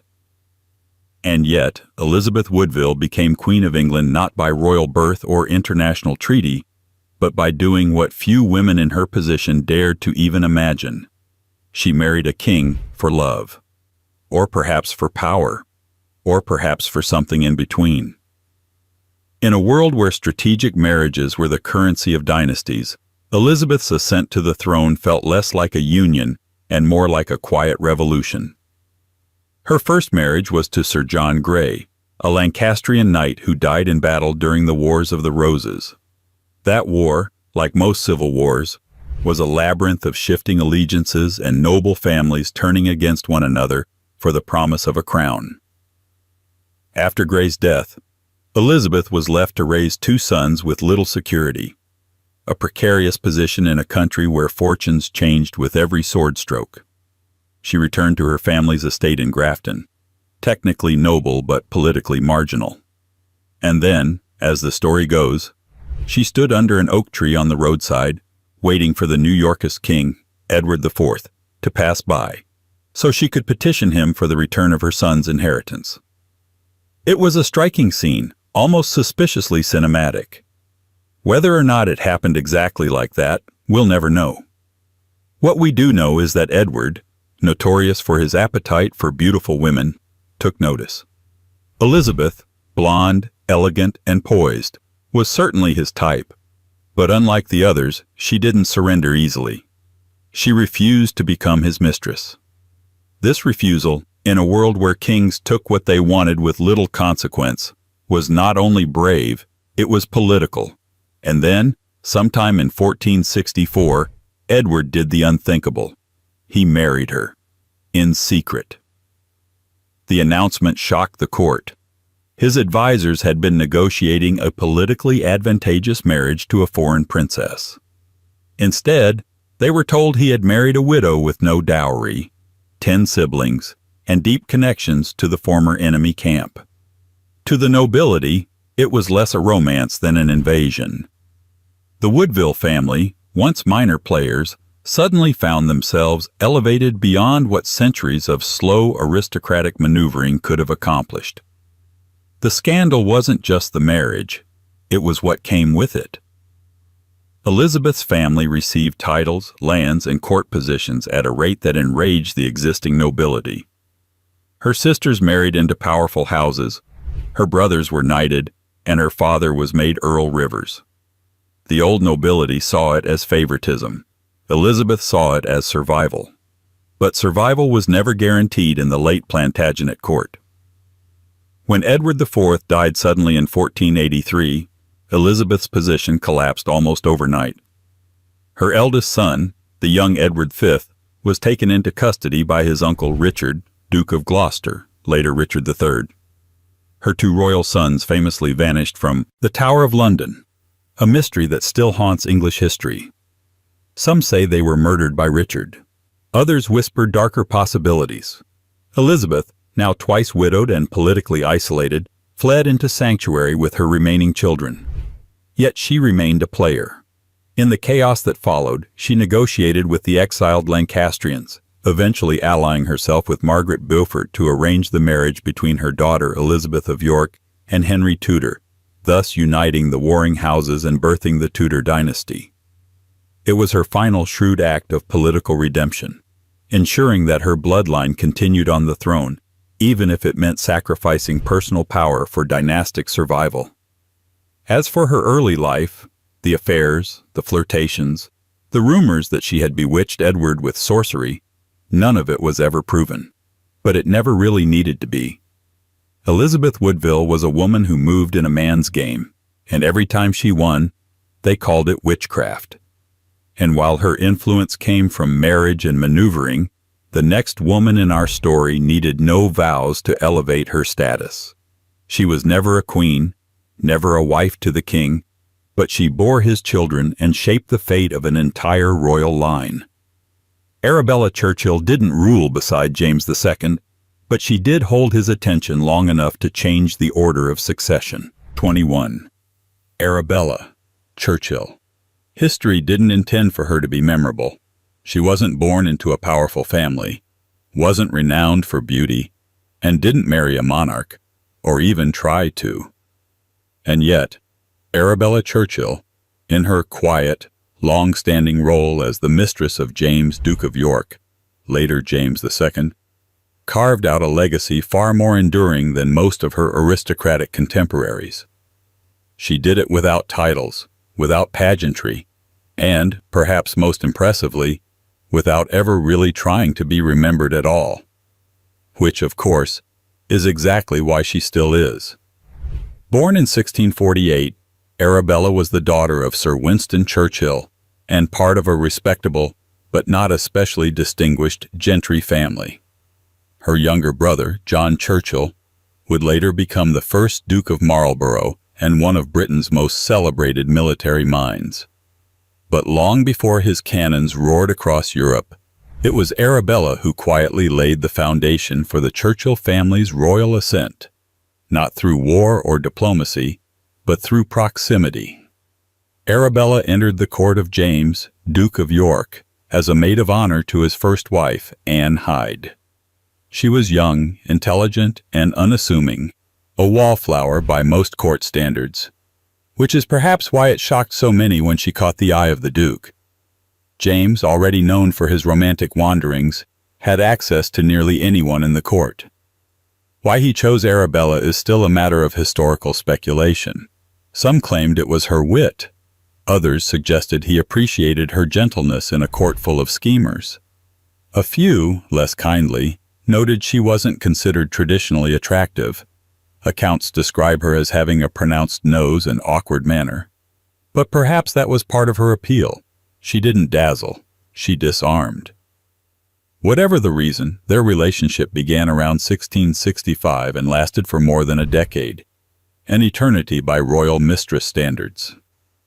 Arabella bore James 4 children, including James Fitzjames, who would go on to become the Duke of Berwick, a celebrated military commander in his own right. Though illegitimate, her children were acknowledged, elevated, and used strategically in the web of dynastic politics. Arabella herself never sought titles or outward influence. She remained on the margins, a fixture in the Duke's life, but never one who grasped for more than he offered. It's worth noting how unusual this was.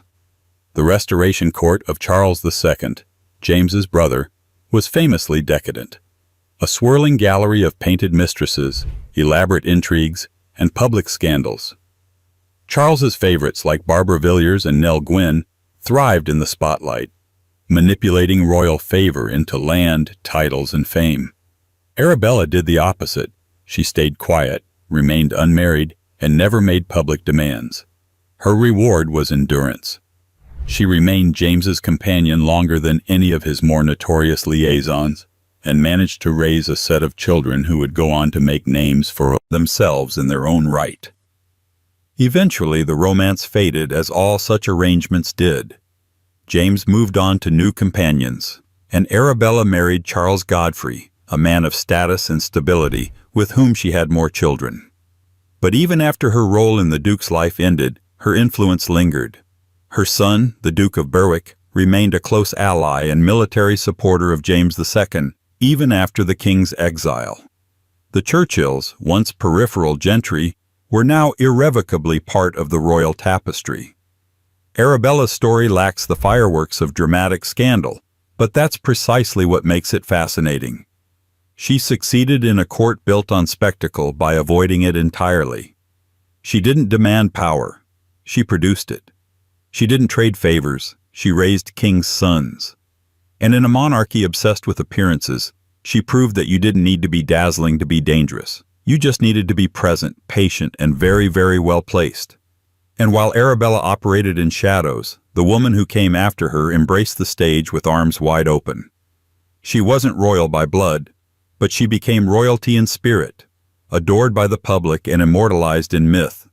Her name was Nell Gwyn, and she took the English stage and the king's heart with equal flair. 22.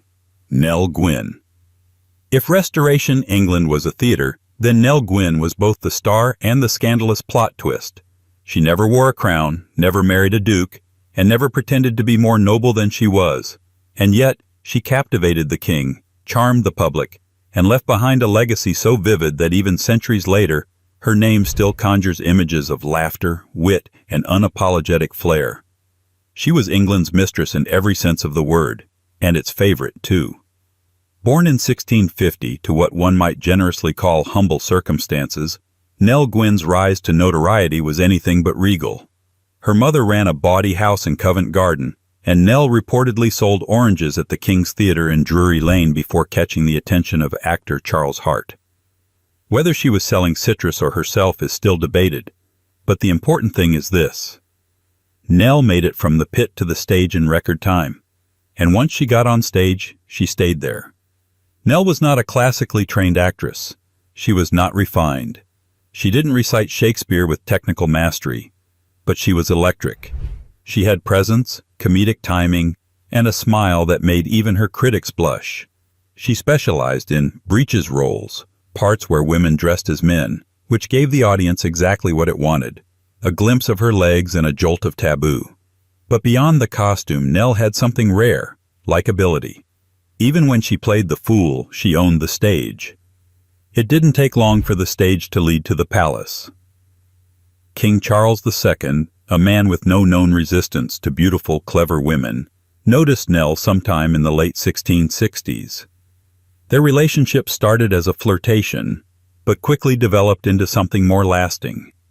Charles had many mistresses, Barbara Villiers, Louise de Querouaille, and others whose names come with estates attached. But Nell was different. She didn't come from nobility. She didn't scheme for titles. She never pretended to be virtuous, and the public loved her for it. While Barbara Villiers was loathed and Louise de Querouaille was distrusted for her French Catholic background, Nell was embraced. She was Protestant, English, funny, and warm. When angry mobs once mistook her for Louise and called her a Catholic whore, Nell famously leaned out of her carriage window and shouted, "Pray, good people, I am the Protestant whore." It was cheeky, politically savvy, and entirely on brand. Nell bore Charles 2 sons. One died young. The other, Charles Beauclerk, was made the Duke of St. Albans. Unlike many of his children born outside of marriage, Charles made sure Nell's son had a title, an estate, and a future. Nell, for her part, never insisted on marriage or pressed for her own elevation. She asked only for security, for her children, for herself, and occasionally for a raise. She once told the king, "I am poor and I want bread," which, coming from anyone else, might have sounded like groveling. From Nell, it was just, good marketing. Her relationship with Charles lasted until his death in 1685. In his final hours, it's said he asked his brother, "Let not poor Nellie starve." And she didn't. She was granted a pension and allowed to live in comfort. But her health declined, rapidly and quietly, and she died in 1687, only in her 30s. Nell Gwyn's legacy isn't just one of beauty or charm, it's one of cultural subversion. She walked into the king's bedroom without a title and left it with a legacy. She used her wit where others used manipulation. She laughed her way through a court that took itself too seriously. She wasn't scandalous because she tried to be. She was scandalous because she never bothered to pretend otherwise. And while Nell was the people's mistress, the comedic antidote to courtly hypocrisy, the next woman to hold the king's eye did so with cold calculation, political ambition, and a French accent that whispered secrets between nations. Her name was Louise de Querouaille, and she didn't just capture Charles II's heart. She turned it into a diplomatic mission. 23. Louise de Querouaille, Duchess of Portsmouth. If Nell Gwyn was the people's mistress, Louise de Querouaille was very much the king's. Elegant, calculated, and fluent in the language of both diplomacy and seduction, Louise didn't stumble into royal favor. She arrived with a script. And unlike the actresses and courtiers who had captured Charles II's eye before her, she wasn't just there to entertain him. She was there to influence him. Appointed by France, adored by England's most libertine monarch, and detested by nearly everyone else, Louise wasn't just a royal mistress. She was a soft-spoken scandal with a passport. Born in 1649 into a minor but noble French family, Louise's early life was shaped by court etiquette, continental politics, and the all-consuming rise of Louis XIV's influence across Europe. She entered royal service not in England but in the French court, where she served as a maid of honor to Charles II's sister, Henrietta Anne, Duchess of Orleans. It was through this connection that Louise was introduced to Charles, first as a diplomatic gesture, then as something far more personal. When Henrietta Anne died suddenly under suspicious circumstances, Louise remained in England under the pretense of mourning, but it didn't take long for her role to evolve. Charles II, by this point, was well practiced in the art of royal entanglement. His court was filled with mistresses of every rank and temperament. But Louise was different. Where Barbara Villiers was tempestuous and Nell Gwyn was earthy, Louise was restrained, polite, and calculating.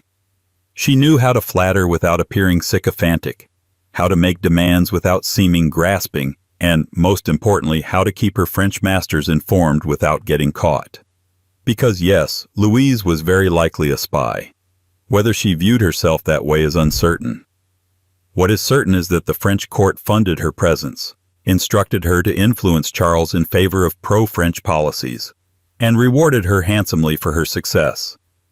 Louis XIV saw her as an investment, and for years she paid dividends. At court, Louise was a master of appearances.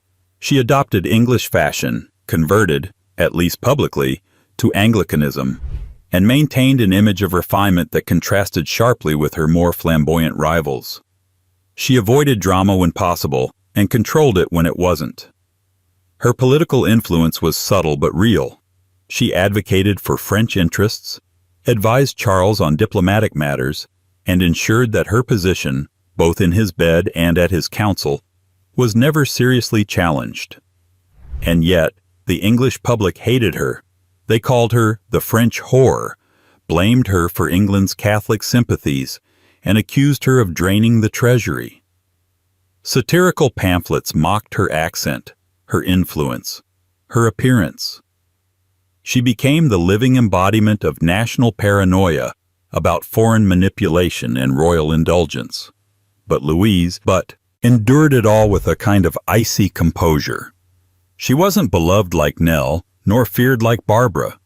She was tolerated by the court, by Charles, and by history. Her relationship with Charles lasted longer than most expected, producing one son, Charles Lennox, later Duke of Richmond. Like many of Charles's illegitimate children, he was acknowledged and elevated, but Louise ensured that her son's position came with land, money, and titles, none of which she trusted England to grant without persistent negotiation. She was never sentimental about her place in Charles's life. She was pragmatic, precise, and always 2 steps ahead of her detractors. When Charles died in 1685, Louise's world collapsed quickly. James II, his successor, had no affection for her, and with French-English relations once again strained, Louise returned to France.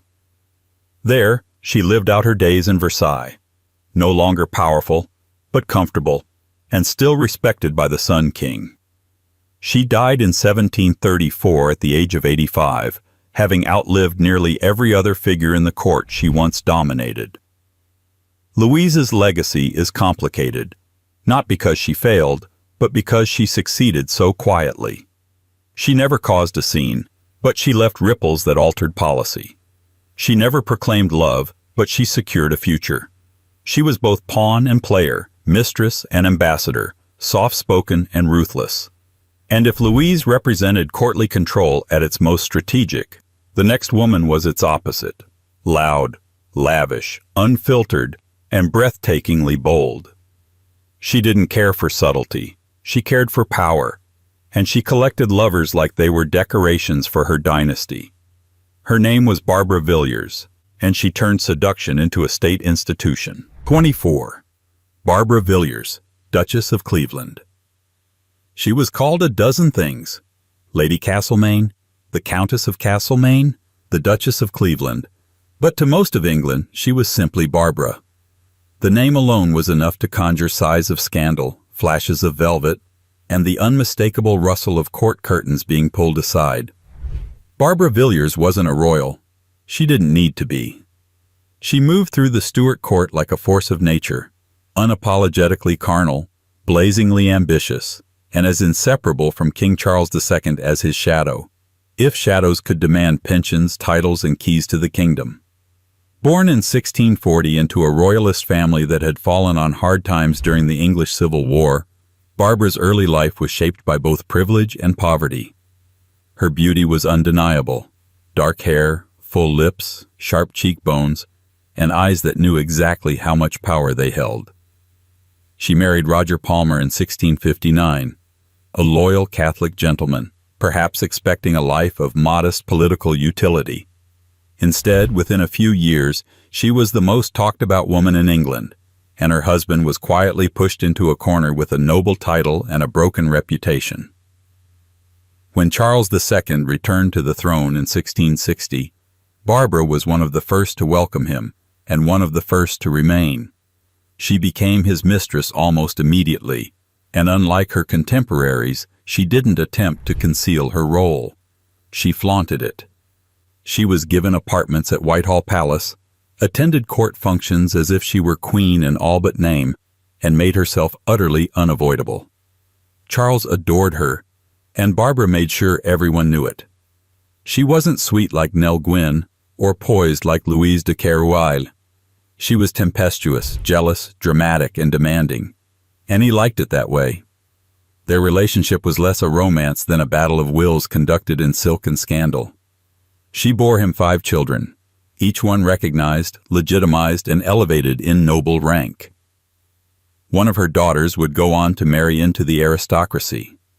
One of her sons would be made Duke of Grafton. Barbara didn't just bear royal children, she made them into royal leverage. But Barbara's affections weren't exclusive to Charles. While he was occupied with statecraft and other women, Barbara entertained a parade of lovers behind the velvet curtains of her palace apartments. Soldiers, courtiers, and even foreign diplomats became entangled in her orbit. The gossip was relentless. The king knew, of course. Everyone knew. But Barbara was already too entrenched to be easily discarded. She was part of the architecture now. Her political influence, while informal, was significant. She could ruin reputations with a raised eyebrow, influence appointments with a whisper, and reshape court alliances simply by shifting her affections. Ministers feared her, poets mocked her, and satirists made entire careers out of caricaturing her. She responded with indifference. She had what they didn't: access. And in the Stuart court, access was everything. Over time, however, even Barbara's grip began to slip. Charles's interest wandered, and younger, more strategic mistresses like Louise de Keroualle began to replace her. Barbara grew erratic, prone to explosive confrontations and unpredictable absences. Eventually, Charles created a noble title for her, Duchess of Cleveland, and arranged a generous pension, effectively paying her off in grandeur. She left court, but not before ensuring her children's futures and her own place in the aristocracy. Barbara lived long after Charles died, outlasting the court that had once revolved around her. She died in 1709, wealthy, titled, and still infamous. By then, she was a relic of an age that had passed, a time when mistresses ruled not just the king's affections, but the national mood. She had turned beauty into currency, desire into influence, and scandal into empire. She was not loved by the public nor revered by historians. But she was remembered, and for Barbara Villiers, that was more than enough. And while Barbara's story was painted in bold colors and louder rooms, the final figure in our collection wore her notoriety like a soft perfume, quiet, courtly, but no less effective. She was beloved before she was royal, courted by dukes, adored by Britain, and eventually crowned queen without ever needing a single scandal to define her. Her name was Elizabeth Bowes-Lyon, and she was the calm after centuries of chaos. 25. Queen Elizabeth Bowes-Lyon. She was called the Queen Mother for most of her public life, wrapped in pastel hats and pearls, the personification of post-war British resilience. But before the war speeches, before the coronations, before the comforting hand on her daughter's shoulder during national crisis, Elizabeth Bowes-Lyon was a young aristocrat with a curious smile, a twinkle in her eye, and a courtship history that looked less like a fairy tale and more like a waiting game played in satin gloves.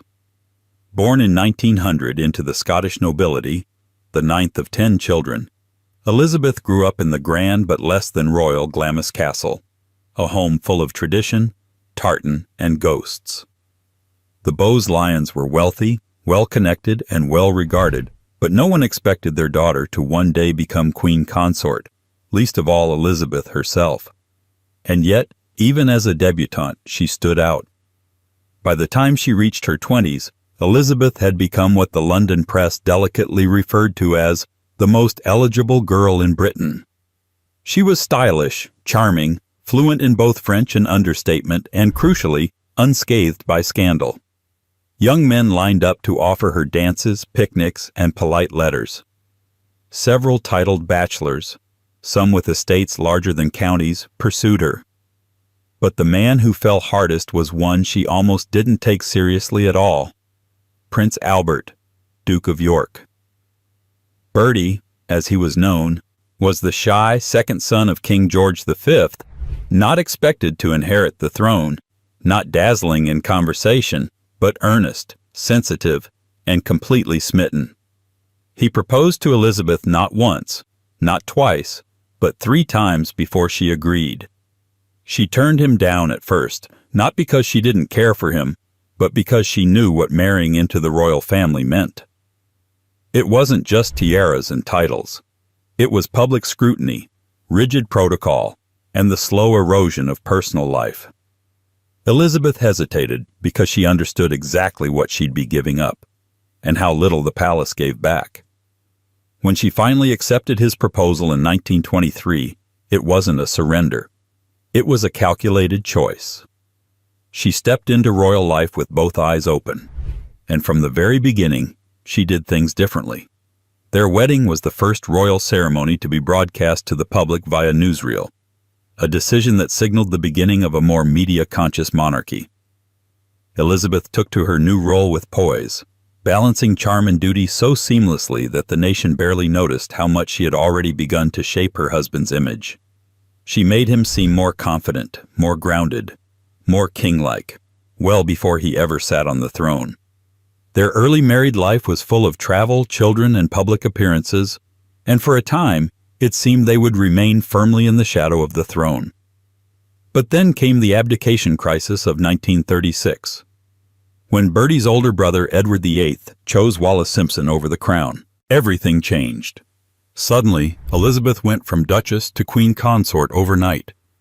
And though she stepped into the role reluctantly, she never showed it. But long before she became a national matriarch during the Blitz or the mother of a future queen, Elizabeth had been a woman courted by more than one prince, more than one lord. Her grace was effortless, but her choices were deliberate. She had loved, quietly perhaps, and always within the bounds of respectability. But she had been loved deeply in return. And unlike so many royal women before her story wasn't defined by heartbreak or exile or scandal. It was defined by influence, by steadiness, by staying. Her romantic legacy is often sanitized. The patient wife, the smiling mother, the queen who stood by her husband through war and stammered speeches. But behind that was a woman who had once been the most wanted debutante in Britain, who had said no until she was ready, who had chosen duty but never at the cost of self-possession. And in her quiet way, she closed the book on a royal tradition of unruly love lives, public affairs, and romantic rebellions. With Elizabeth Bowes Lyon, the monarchy traded fire for ice, passion for poise, and spectacle for something resembling stability. The age of scandalous queens may have ended with her, but the echoes of the 24 women who came before her still linger, on portraits, in letters, in footnotes, and in the untidy margins of history where love, ambition, and power have always made their most dangerous alliances.